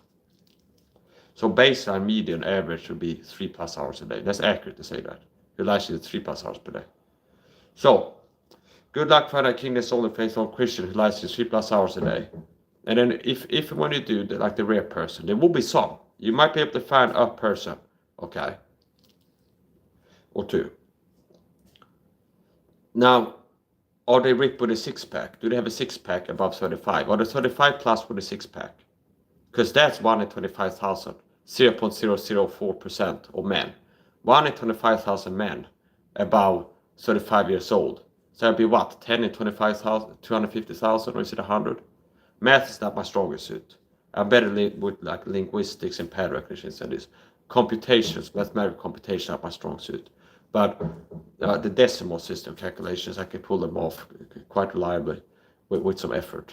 So anyway, it's the point. So if 1 in 25,000 men have a six-pack, what would that be in a 250,000 man group? I would guess it would be 10 or 100 men in 250,000. Okay. And that's 250,000. So 250,000, if you have 250,000 men, you'd have 10 or 100 men with a six-pack in 250,000, about 35 years old. So up there be 2.5 million, maybe 1,000. Would be 1,000 men in 2.5 million or 10,000. Okay. So notice how what I say is accuracy. So you can't find, I'm unique. There's no other person like me on YouTube. I'm unique. There's no other person. You have a lot of people like King This Only Face Alone streamers. They stream now and then. But notice if you think about what I'm saying, I'm accurate. I'm unique. There's nobody else like me. I'm unique. I'm one of a kind, like an Angus sheep. I'm one of a kind. There's no other person, no other YouTuber like me. I'm unique on this platform. There's no other King This Only Face Alone person who streams live 3+ hours per day, consistently for years, while being 35 plus with a 6-pack. And as athletic, so if you get to that, like how long you have to look to find a guy who's like thus far, see? It's like you find me a person who's 35 plus, Christian faith established, not like yesterday, the deep state, hey, we need to have a guy make a YouTube channel, pretend to be King This Own, start streaming a little bit, and be like, oh, Mark, you're not unique anymore. It's like we'll talk about someone that's been established streaming live for 2+ years, 3+ hours per day. King This Own Faith Alone. Okay? So good luck finding a person who's King This Own Faith Alone live streaming 3+ hours per day. Has been for 2+ years. While being 35 plus with a 6-pack, which is 1 in 25,000 men have abdominals above 35, like a 6-pack or 8-pack, or any pack, other than a 1-pack or 2-pack. So it's 1 in 25,000 men above 35 have a 6-pack. And a big part of why it's hard is you have a gradual natural decline in testosterone levels as you age. So your male peak testosterone peak, which makes it easy to maintain a lean muscular physique, is right around, you peak around 30. Around 30, okay? So somewhere around 30 is your testosterone peak. And when testosterone goes down, naturally or not naturally, belly fat goes up, which is why you have something called a dad bod. So it's that when you're a teenager, most men that have a flat stomach don't have a beer belly. Most men that don't have belly fat significantly are teenage men, see. It's like right about to hit puberty, a few years into puberty, and then most guys, once they hit 30 plus, they have belly fat significantly to disguise the abdominal muscles under there, see. So it's basically, if you listen to my live streams, I know what you don't, which is why all roads lead to testosterone, see. It's like the reason why it's so rare to have men above 35, above 35 with a 6-pack, is because men at 35 have a lot lower testosterone levels than they had at 25. And you have more guys with 6-packs in 25 than 35 plus.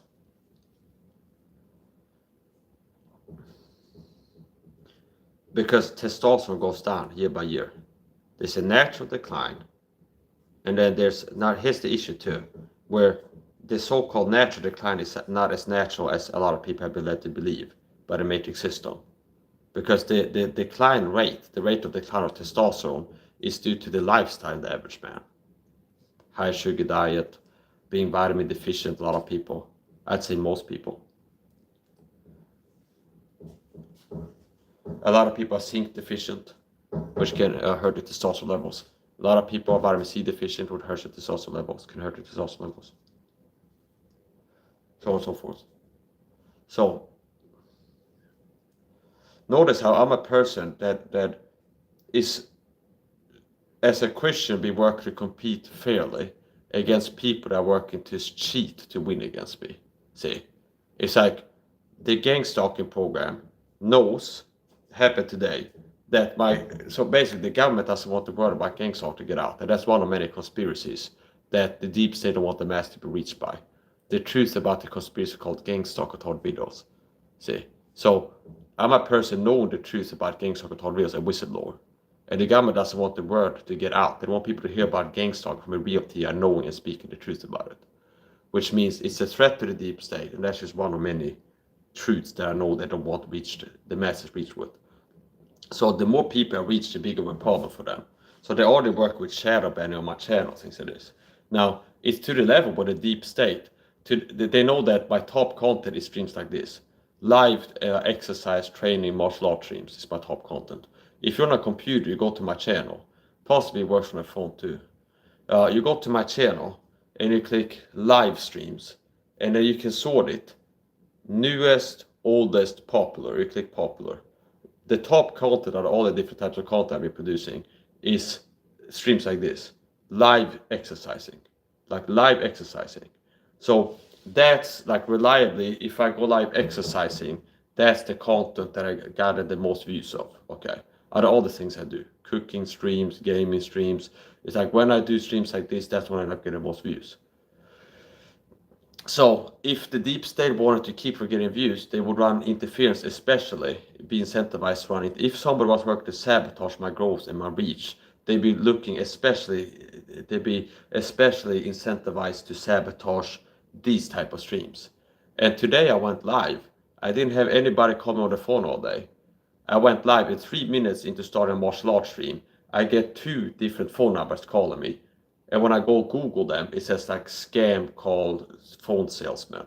And that's part of how I've been harassed by the gang stalking program. Wrong number calls and like phone salesmen and call centers call me with like 6 different numbers. And the time it took is part of it, it'd be like a lot of times when the harassment calls happen, it's like right as I was drifting off into sleep after not having slept for a long time, for example. Or like I'm super stressed or about to do something. They understand, it's like they run interference. So the timing says it all. So today I went live like 3 minutes right as I was starting to get from the warm up to moving hard and fast and like going into high gear. That's what they call to turn off the stream, see?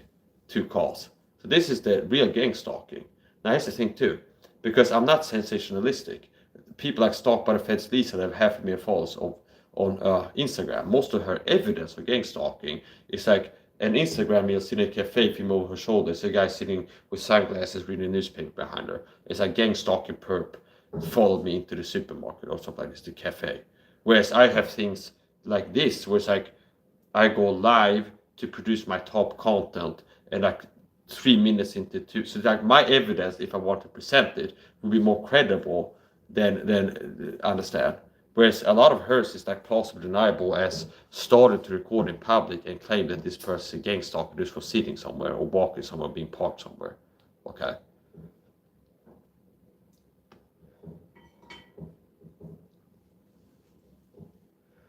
So me being a target video, I'm like Neo in the Matrix or the guy in the Daily movie, John Carpenter movie with the glasses, which why I get targeted.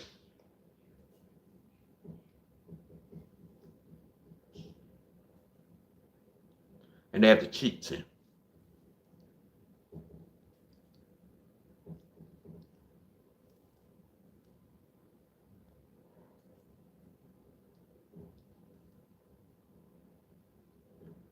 Now, I'm not intended to stop live streaming what I like to live stream. And I thought about that. It's like, I'm gonna figure out a way to ensure that people calling me can't turn off my live stream. So the way that I had everything set on my phone at that moment in time, it was an opening, see, that was exploited opportunistically.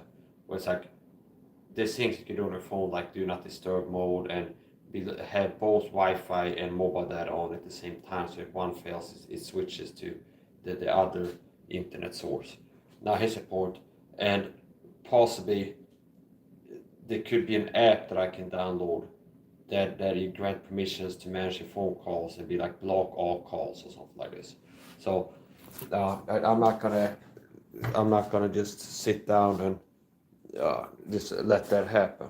So I did 6 sets of leg exercise, and I'm gonna do some more leg exercising. Now we got some recovery, tactile sense confirmation, suboptimal hydration status, which means there's different tells where I can diagnose myself pretty effectively hydration levels based off of general body sense, how I feel my body. I feel that I'm dehydrated, and there's different levels. So there's like tactile sense and there's visual sense confirmation. So if I look at myself in the mirror, I can see if I'm dehydrated based off of face shrinking, meaning everything becomes smaller. It's like everything shrinks because I'm lost too much water. And a big part of everything, like your skin, your muscles, everything is water. I think it's 80% water that the body is, 80+%. So anyway, that's the point. So if I'm dehydrated, a lot of times I can feel kind of off, and I know that I'm dehydrated. And if I look myself in the mirror, I can see that I'm dehydrated. One thing that I can tell is I have dehydration wrinkles. I mean, these wrinkles that I have in the forehead that are only visible if I'm dehydrated. If I'm fully hydrated, I don't have wrinkles in my face. But if I'm dehydrated, let's say 5, 10, 15%, I start having some sort of wrinkles. And the more dehydrated I get, the less subtle they become. See?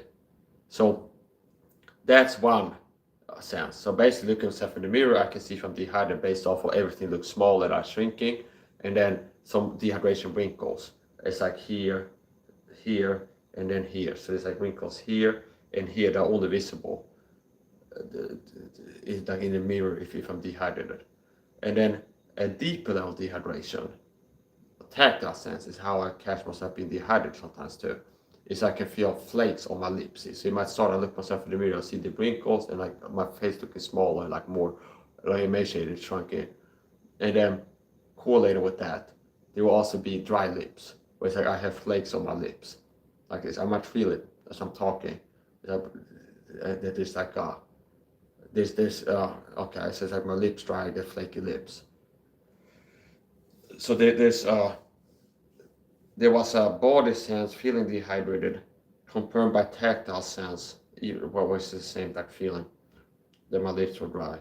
And then look at myself, this further confirmation. So being a person who's been able to doctor myself and others to better health as a health fitness coach, not only have I been good at diagnostics, because that's part of effective therapeutics, being good at diagnostics, diagnosing the body, being able to tell what's going on in the body, hydration level, inflammation, and things like this. Being able to gauge, diagnose, gauge hydration levels, inflammation levels, without having, and that's true competence, because it's being able to do diagnostics to a point where you can do effective therapeutics following the diagnostics without the technology, without the DEXA scan. So you'll be able to diagnose and get a good gauge of hydration level based off of visual sense, looking and feeling. Inflammation levels based off of look and feel. And it's not CRP tests. I don't have a machine where I can test my C-reactive protein to gauge inflammation and things like this. So it's like getting good enough at diagnostics is going to be part of being good enough at therapeutics, because part of therapeutics is diagnostics, where you need to know where you started from.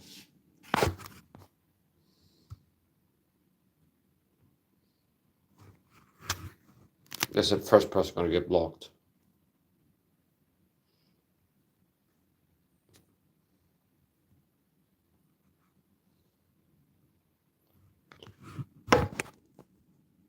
I'm not in survival mode, I'm thriving. Okay, you're getting blocked. Thanks for playing the house voice once. So, I'm gonna rehydrate, I'm gonna drink some vitamin C water, which is part of my recovery. So vitamin C water is the pre, mid, post workout, okay? Vitamin C water is key. So I'm gonna drink some vitamin C water, and I gotta do some more exercises.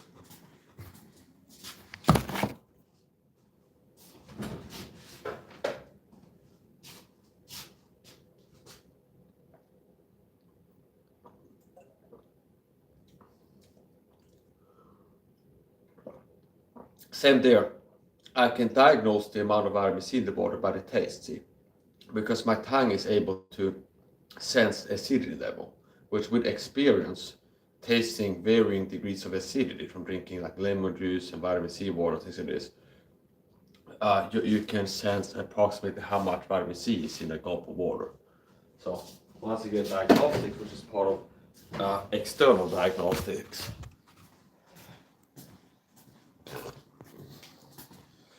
so if you're first time, you don't forget to hit the like button, subscribe to me, and copy a bookmark to my channel link.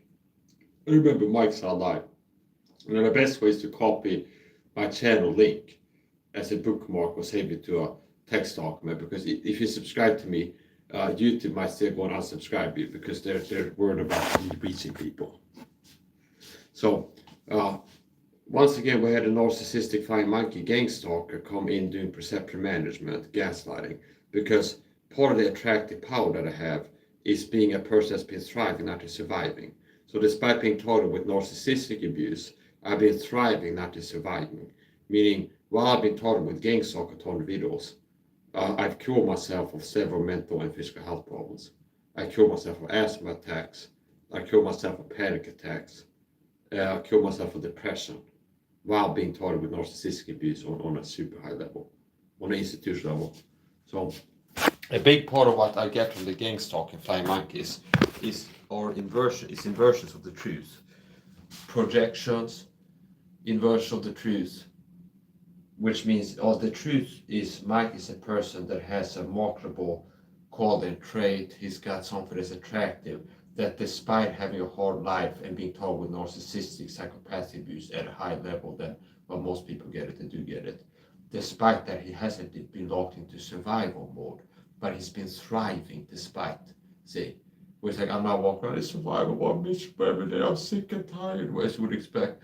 And it's like, I'm miserable, depressed, and unhappy, and then it's like, despite what I've been going through, I've been thriving. I've been finding a wife, building relationships. I've been improving mentally, physically, spiritually. I've been accomplishing set objectives. So it's same old disgusting thing where some men out here are Christian warriors that are working to make the world a better place by marking themselves truthfully as a competent person that has the competence to help others that are suffering from mental and physical health problems. And then other people are so wicked and disgusting that they're working to sabotage people working to help others and do good in this world without being paid. See, it's like it's so disgusting. So being a individual, gangster individual, despite the shadow ban, there's less people come across my streams. There would be supportive viewers and the positive comments, but there's gang stalkers, paid gang stalker troll, cyber stalkers that get sent here to harass me in the chat and told me with narcissistic abuse, like gaslighting, inversions, projection, and things like this. Now, despite that, I've been growing. So I did 6 sets, 12 reps. As a matter of fact, I'm doing this is part 2. I gotta make some coffee and drink some vitamin C water. So I'm not gonna take like a 15-minute, 30-minute, 15, 20-minute rest.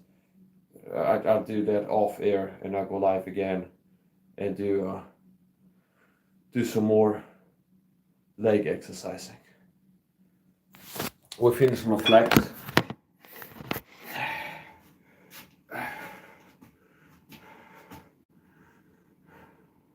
And these flex moments become thumbnails for the stream post-ed.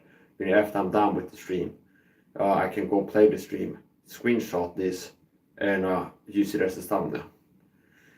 Also, these moments become YouTube shorts sometimes, set to music or not. So this is the flex segment.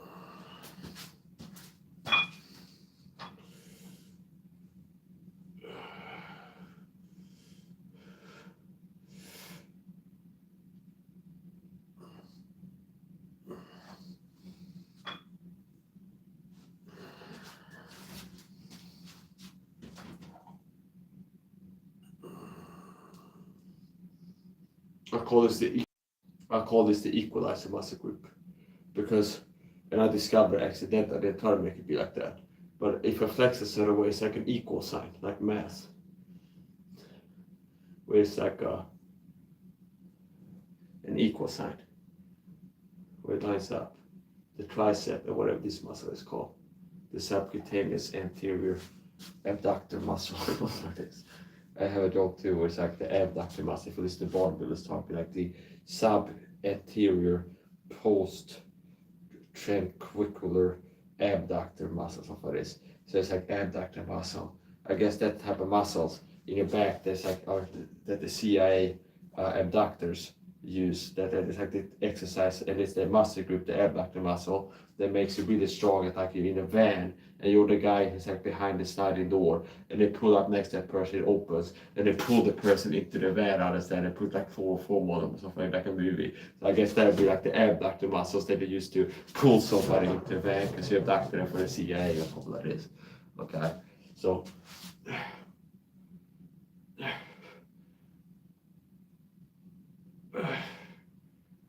and just a tensing here, I can feel a certain muscle cramping up, like right about over here, started to complain a little bit.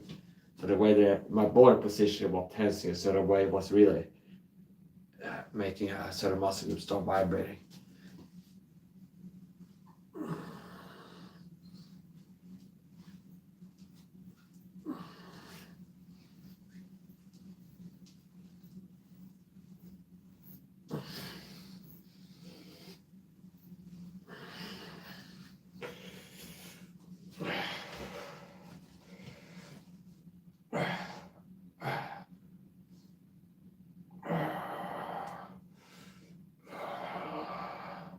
Lean muscle, sub 15% body fat.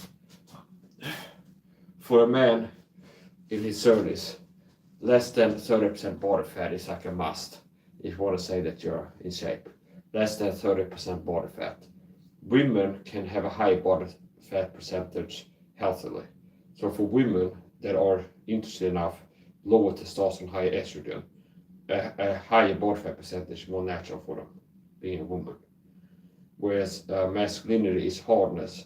Because, see, hardness is a masculine trait, and softness is a feminine trait, physically and psychologically. So, fierceness, hardness, aggression, even physical strength is a masculine trait. See, it's more masculine than feminine.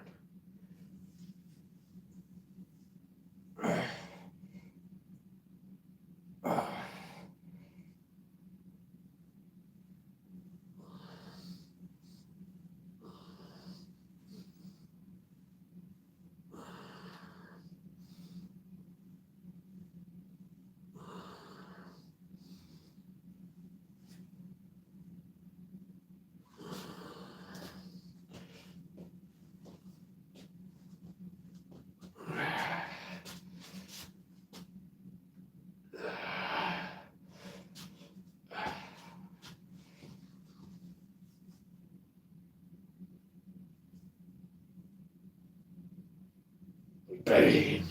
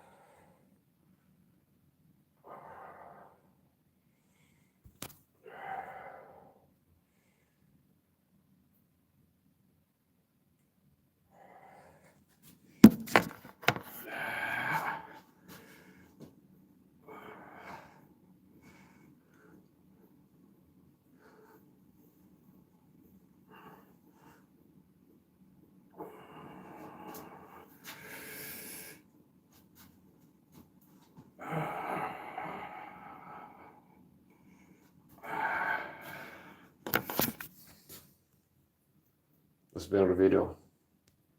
And remember, I go live within 30 minutes. I'm gonna charge up the phone, so what dim, which means that it went to 15%, and it's automatically set to decrease screen brightness to make the battery last longer. So I'm gonna plug in the phone, drink some coffee, get some caffeine into my body, get caffeinated, get some vitamin C water, rehydrate a little bit, and I'm gonna do more leg exercising. So this is leg day. Okay. Mike, what's your split? My split is some days I exercise, some days I don't. And when I do exercise, sometimes this, sometimes that. Okay. So it's not the Mike Israel, which is a system copycat counterfeit shell that they launched to be a counter to me. That's part of what Gary Oldman told me to say. But where here's the point, okay? So it's like that Mike Israel is one of these people who Mike Israel is one of these people that is a system shell copycat counterfeit shell. Like a $2 bill, like a phone, you understand? So anyway, here's the point. We need a guy who's an intellectual with a large vocabulary, who is smart and he sounds smart when he talks a lot of times. So he can't be the only one. We need to have a counterfeit system shell, Mike Israel, who's got a masculine bone structure and look, and he's like a high testosterone man, while also being a scientist type who uses big words and is an intellectual. We can't have that. I'm not joking. That's the truth. I'm the truth guy. I tell the truth. Most people don't believe it because the type of truth that I tell, what I know and seeing, is so deep, understand? And that's what makes it hard for people to believe, because it's not like surface level. It's not like politicians are corrupt and get money or stuff like this. Because that is conspiratorial but not deep enough. But it's like the deep state are doing X, Y, Z more specific than it. It's like that's too hard for people to understand. So anyway, here's the point.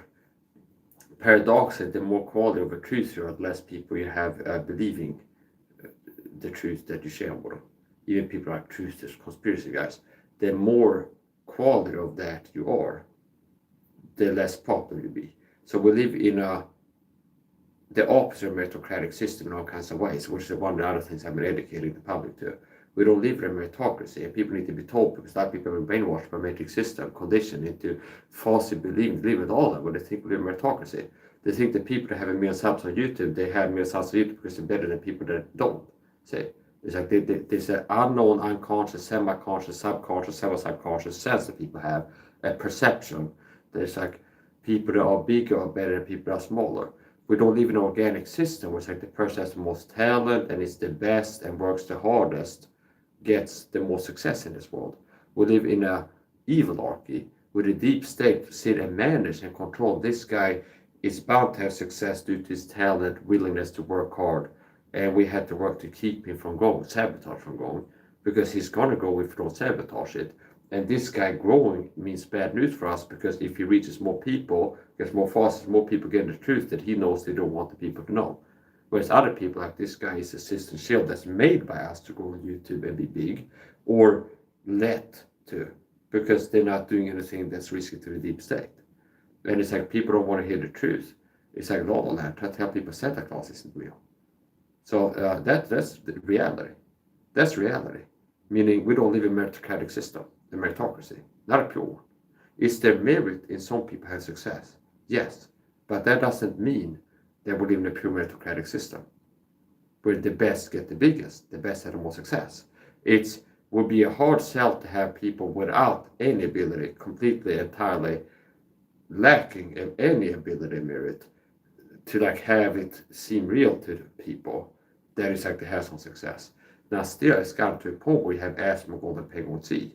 That is like they don't have charisma that I have, or the looks, or the athleticism, or the stamina to live stream as many hours per day, and they're not as intelligent in their commentary, they can't sing as well. So it's like they're inferior in all metrics. There's like what sets up success going on YouTube, like looks, what type of face you have in the thumbnail, your physique, your charisma, your energy, your talents. Can they sing live as well as I can? No. And they're not working as hard either. But the reason that they get it where they are is because the deep are like, here's who we want young men to listen to. Effeminate soy boy betas that are feminine, because we want men to be feminized with the high sugar agenda and the softener. We want men to be L-tick men, not the social IQ. And part of how we work to accomplish that, having the average man be effeminized, biological physical character, is to put effeminate men in front of the world, like as Mongolian penguins say, to normalize it. It's the same thing the deep state want masculine women. So they started in the 70s, 80s to start having strong ass-kicking masculine female superheroes. See? Because young impressionable women that are teenagers are going to model successful women, see, socially. They understand social sciences. Where it's like a part of how to control how the masses end up being at the end of generations like this. If you have like 15-year-old boys and girls, and the deep state, like we want these 15-year-old boys and girls when they're 35, we want the men to be effeminate and the women to be masculine,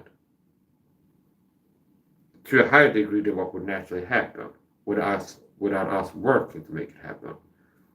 One of many ways they've succeeded in getting to be like that, where the average man is effeminate, has low testosterone, low IQ, and looks boyish like they never hit puberty. That's like that, what I can see. That if you look at my face, you see a man's bone structure, which like the type of look where you have guys that prepare for a role in Hollywood, and they get on like hormone treatment to prepare for a superhero movie, and they hit puberty like a second time and look a lot more like leading man and like strong chiseled face all of a sudden. Do you understand? So this part like Hollywood actors, they're gonna prepare to play some ass-kicking tough guy. A lot of them get on like TRT, and then they'd be like in the magazines lying to you about they start doing hot yoga and eating organic vegetables, and that's the secret to the transformation or something like this. When in reality, they have a personal trainer and like injecting voids into themselves or whatever they do, which I don't recommend. So it's like, here's the point.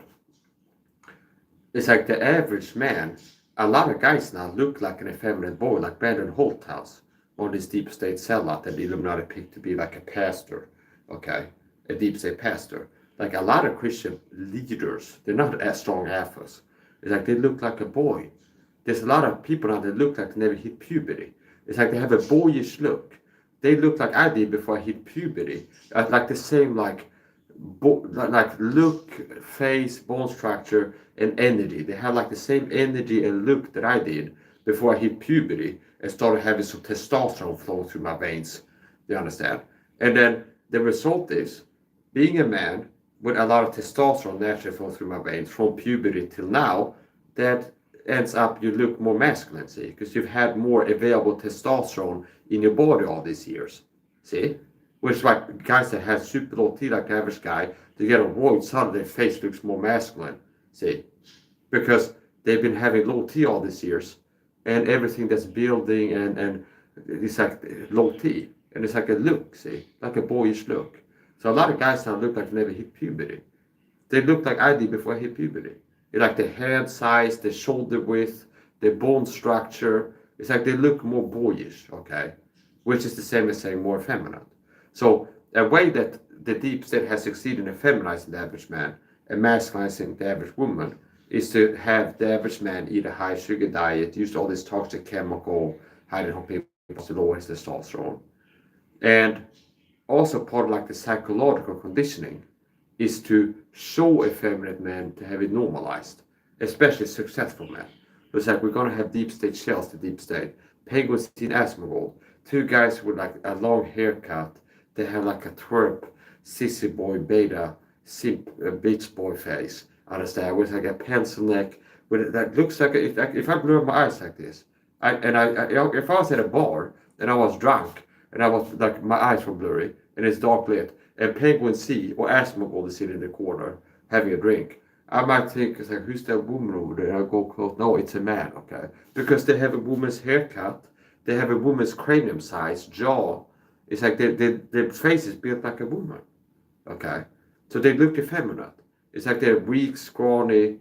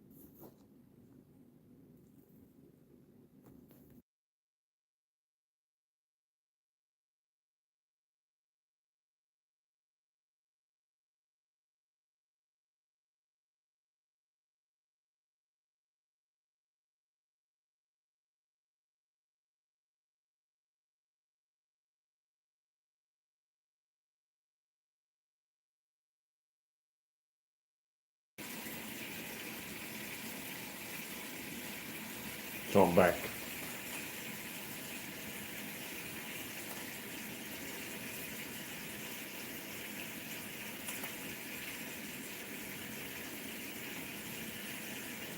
It is close to midnight. I woke up when today? I woke up around, I think 9 in the morning. So I've been fasting for more than 18 hours. Actually more than 20. And everything I've been doing today, I've been in a fasted state. So I like to prove people wrong. It's like talk is cheap. I saw a influencer, Michelle, make a video shilling for the high carb diet. Telling people that you need to eat carbs to fuel your workouts, to have energy to do exercising. I just trained a muscle group I have been training. I've been doing micro workouts. It's like I barely been working out my legs on the set. And I did 6 sets, 12 reps, weighted body weight, okay? So I'm not making my point by contrast to other people, but it's like I haven't been training the legs consistently and intensely. It's like one-off micro workouts, body weight. And today I did 6 weighted sets in a fasted state, not having eaten any carbs, no nothing, see? So I'm living proof that you don't have to eat before exercising to have energy for exercising. I'm in a fasted state and I have boundless energy. I do all my fasting and I haven't eaten for more than 20 hours and everything. I've been doing cardio training, martial arts, 2 martial arts training streams, and weightlifting. Have been in a fasted state. Not eating since waking up. And I woke up around 9 in the morning, I think. So I'm living proof that you don't need to consume carbohydrates before you exercise, have energy for your exercises. OMAD keto fasting is powerful. I've been doing OMAD fasting for 6+ years now consistently. At least 300 out of 365 days per year for 6 years. Consistently. It's not a fad diet for me. It's not something I started 2 weeks ago. I've been doing it long term consistently. 99% of days, meaning 300 out of 365, that might not equal 99, but 90% of days. So I've been doing OMAD fasting, eating 1 time per day, fasting 23+ hours for 6+ years. And to be short and precise, let's say 20 hours, 20+. Because some days I might have broken my fast after 20 hours of fasting. And then there's like 26 hours the next day of fasting. But 20+ hours per day. And I'm 36 and look like I'm 26. Happens all the time. I'm up on a panel, some attractive Filipino women ask me if I'm single and how old I am. I'm a guest. And I go, I'm not single. I'm 36 or I'm 35. I go, oh, I thought you were the 20 or something like this. But it's, I've been aging reverse and had a picture to show it. So I'm 36 and look fresh and young. Have the youthful exuberance. So if you know what I know, there's great power in what I know. Because the proof is in the pudding. I'm 36, we put a 6-pack. Super energetic. If people come accuse of doing words and meth because you see the energy that I have after fasting since this. So I have boundless energy. I look young. I've been age reversed. I look younger now than I did in my early 20s. I've been thriving. I have just been surviving. So despite being told with intense persecution, gang stalk for 10+ years, narcissistic, psychopathic, using steroids. People work to attack my body and mind directly and sabotage my life. I have been sick and tired. I've been staying in shape and improving and growing as a person despite the abuse ongoing. So I've been surviving and thriving. I haven't just been surviving. I'm not in survival mode. See. I've been in survival mode years back when I had raging CPC, PTSD, and I was constantly hyperventilating, stressed all the time. I worked out for super tense, high cortisol, high adrenaline. That would be survival mode. We're like in fight, flight mode all the time. And in survival mode, you're hyperreactive and you have an increased stall response, lower threshold stall response. I've been in survival mode in times past, but I've gone from being in survival mode to thriving, where I'm not going to hang on, yeah, my life is miserable, I'm sick and tired, but at least I'm alive and working to make it through another day or something, okay.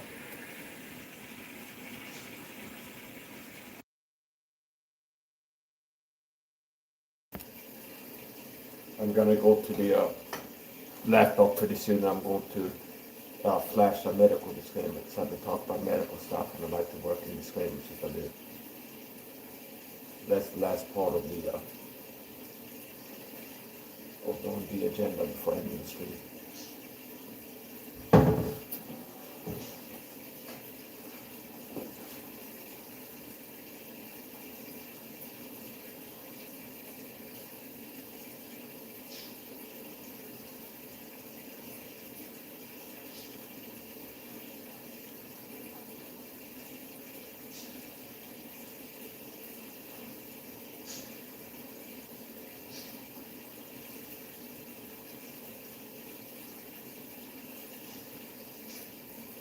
And then today also, I was going by with the chat turned off and I was working off hated comments from before I turned off the chat, like leading up to today. And then once I was getting into burning off that ending with this new hated comments coming in because I forgot to turn off the chat on Mambo on my laptop screen. Pathetic gang stalkers. It's like, you're NPCs. I'm a main character. I'm not here looking to talk to people, go look at other people and hate on it. Say. I'm out here being productive, active, making things happen, being a winner, a bit after giga chat. I'm like David Goggins. See. I'm out here pushing myself, having come from hell, and I'm working hard and exercising and producing quality content, not just doing things, but teaching things, being valuable to the world. And then there's like people in the peanut gallery are fucking losers, see. I'm a winner, fucking losers, like watch me doing shit and hate on it. Do you understand what a beta bitch movement is?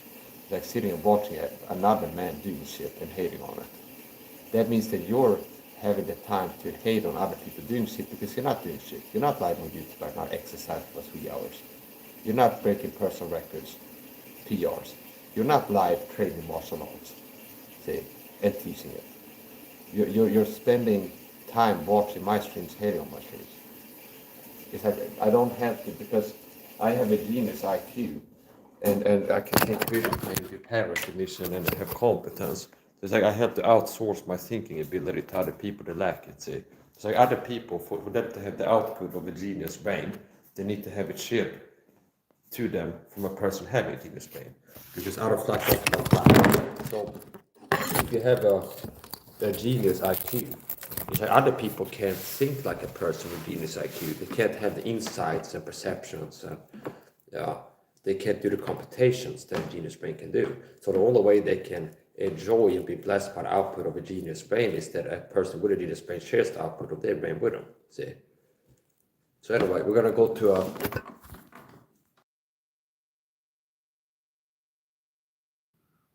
a medical disclaimer here. General, the information provided is for educational purposes only and is not intended as medical advice. I am not a doctor or licensed healthcare professional. Always seek the advice of a qualified healthcare provider when a question may have about a medical condition, diagnosis, or treatment. Never disregard professional medical advice or delay seek it because of something you have read or heard here. Use of any information at your own risk. This content for education purposes only does not replace professional medical advice. Always consult a qualified healthcare professional. And that applies to everything I've said and done leading up to this point, and anything said and done hereafter, in this stream or following streams.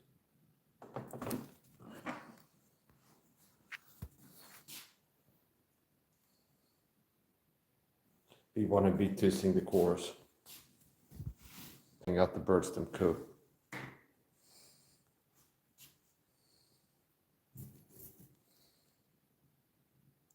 Hello guys.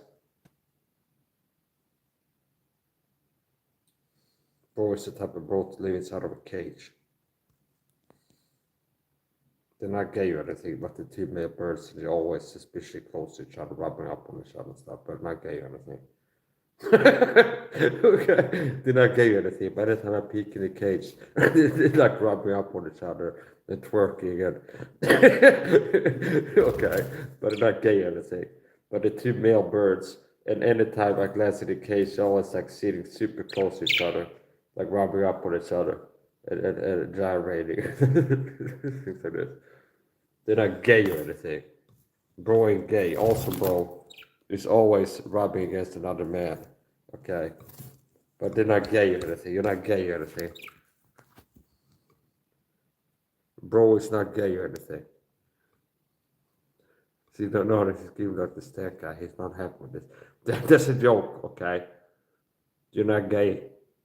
I know you're not gay. Bro is giving me the evil eye. Look at that creature. He looks ferocious. He wants to eat your heart. Look at that ferocious creature. They might be cute, but if you look at the eye, it has some virility and intensity. So the bird has like the spirit of a warrior. See, the eyes are the window to the soul. The bird has the spirit of a warrior, but it's blocking inside of like a rat's body with wings. Understand? It's something like a sparrow size, but it has the heart of like 20 men. Understand? So it's so small, but it still has like the fire of like an eagle. When I looked into its eyes there, it was like an eagle or a hawk. Understand? It's like the energy inside a bird, but it's like super small. Okay. Now everything, well, a lot of things are relative. See, so things that are cute to me, like those birds, it's like they're really cute. If I was an earthworm or cockroach, that's what death looks like. So the same end user experiencing this animal as a prey. Do you understand? It's like an eagle. If you're a rabbit and you see an eagle, that's the same thing experience as a cockroach seeing the body. See, it's the same thing, meaning the rabbit seeing a hawk and eagle, that's the same end user experience as a cockroach seeing the body, see, or a whatever, some kind of animal, a frog, possibly, if you got hungry enough. Okay, so the bodies are mainly vegetarians. Okay, but some animals, if their main natural food source is in short supply and it triggers, so here's now we're getting into zoology. Okay, I talk about zoology and anthropology, and both fields apply to each other. So you can understand humans better through understanding animals. You can understand animals better through understanding humans. Okay, and part of reality, the lines are going down towards the ends of the earth, day after day, under speech, not true for knowledge of this. So the way that God has made reality, there's teachings there where human beings can learn throughout history by studying nature and figure out optimal ways of operating and inventions and things like this. So here's the point. There's animals that is like in the natural habitat, everything being normal, not like fringe extremes that can happen due to drought or floods or something like this. Naturally, certain animals, they eat vegetables, they don't eat meat, okay? They don't hunt animals, they don't eat meat.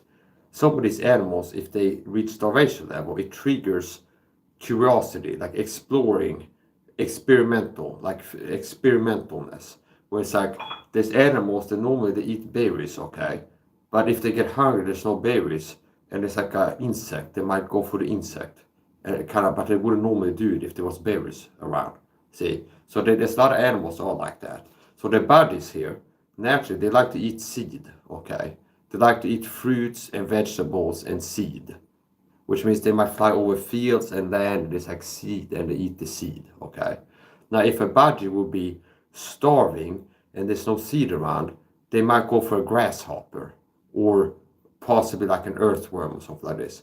But a lot of times that's not what they're really looking for, earthworms or grasshoppers. They're looking for seed. But if there be no seed and nothing, they might go to experiment with meat, like a toad. So if I would throw a toad into the cage, like a frog, and keep filling the seed, so the seed is in abundant supply and they never show no seed, they might not even show any interest in the frog. They might be looking to avoid it. Kind of ignoring it and be concerned about it like this is a weird thing. Where they go for the seed. But if the seed, do you understand? It's an experiment. Here's my hypothesis. I do believe that if I would have a frog and so in the cage, and have like the frog live in the cage, see, and I kept feeding seed for the buddies would never go to hunt the frog and like eat it to eat the frog, okay? As long as the seed get hungry, go to eat the seed, okay? Now if the seed will run out and the frog is in there, maybe day 2 of being without seed, they might get experimental and be like, we are hungry here, it's like that thing, they might start pecking at it and be like, oh, this is something you can eat and eat the frog. So, now this doesn't apply to humans. I do not believe that the vegan diet is the natural way to live. I believe that God made human beings to eat meat and vegetables and other things, like what's called omnivores. So human beings are not designed by God to be vegan. Okay, I do not believe that human beings are designed by God to be vegan, to hold the vegan diet. We're designed to consume meat and animal protein, basically, but also fruits and vegetables. So you can survive off of beans and vegan diet, but I do not believe that God created human beings for the vegan diet.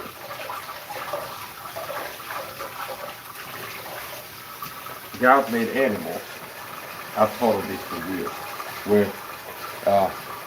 where God made animals, God knew ahead of time that, for example, if we start creation, God proclaimed a curse that would be hard for Adam to bring food out of the earth, see.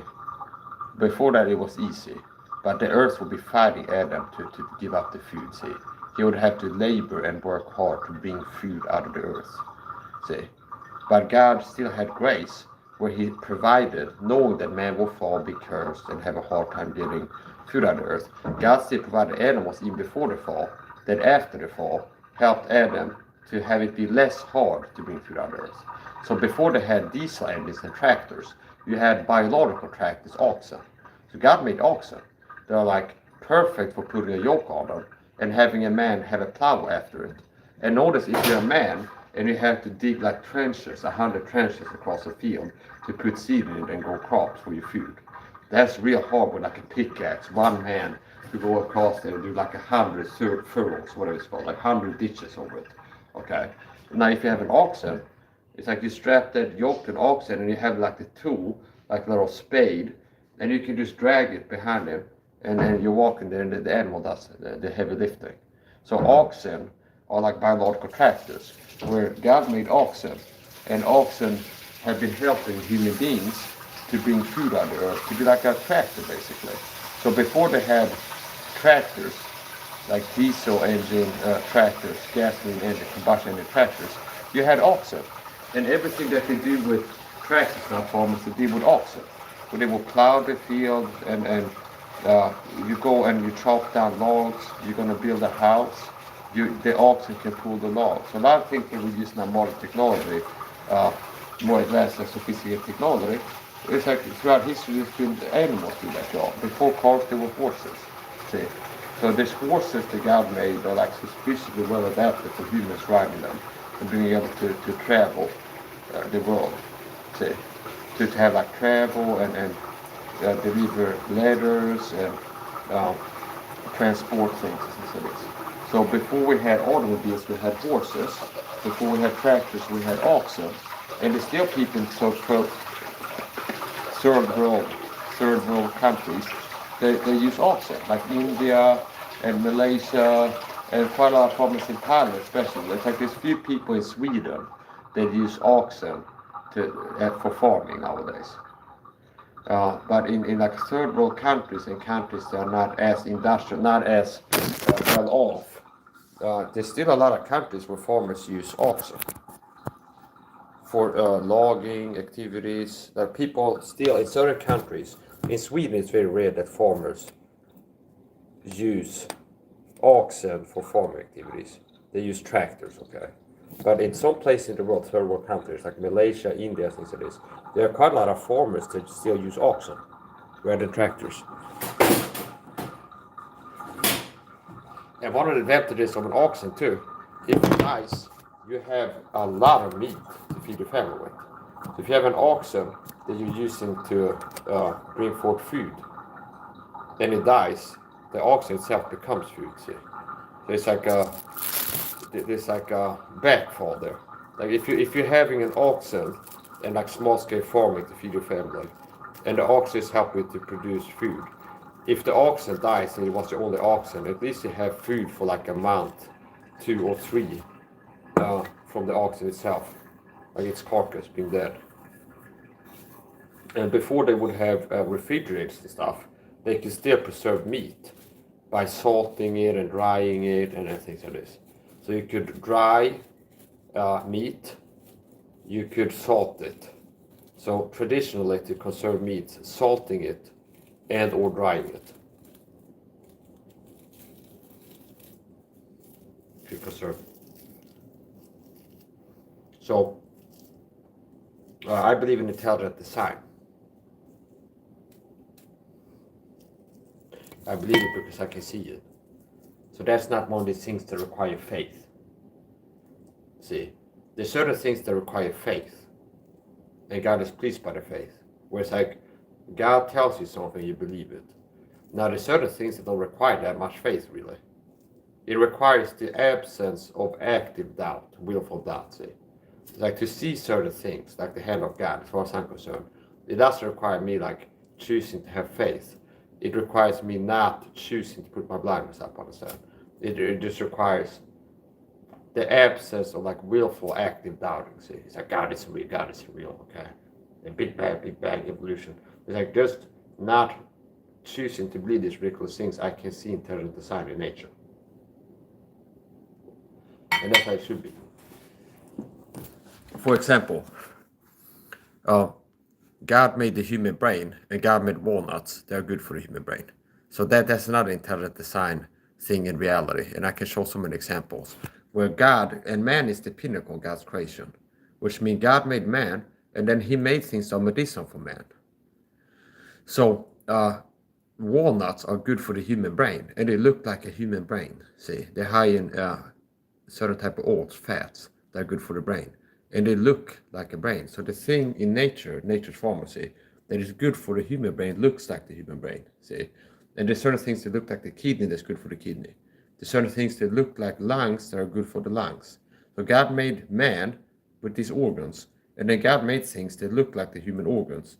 And the organ, it looks like it's good for it, especially good for it.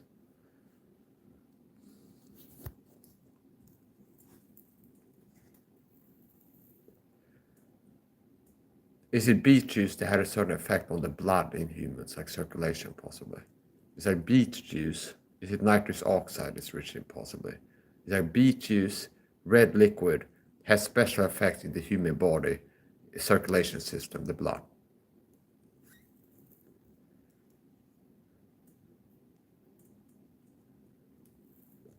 And a lot of folk medicine has these components to it. Where it's like the thing that looks like a strong erection in folk medicine is like for guys with ED problems.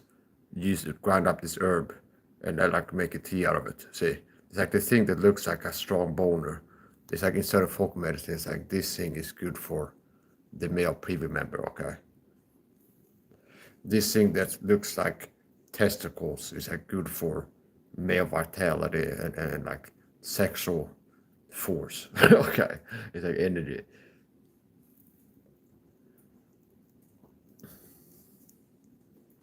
I wouldn't be surprised if oranges are good for women's boobs and like yeah, of course they do. So oranges and lemons that look like women's boobs. Okay, it does look only like that, but oranges and lemons that look like boobs are rich in ascorbic acid, which I believe makes it less likely to get breast cancer if you're not deficient in ascorbic acid. See, and there can be things where things get stuck in the woman's boobs, and if they stay in there unattended, it leads to cancer in the boobs. So if you can get some ascorbic acid in the same place, even if the bad things are stuck in there, if you have ascorbic acid in the same place as the bad stuff, it makes a big difference.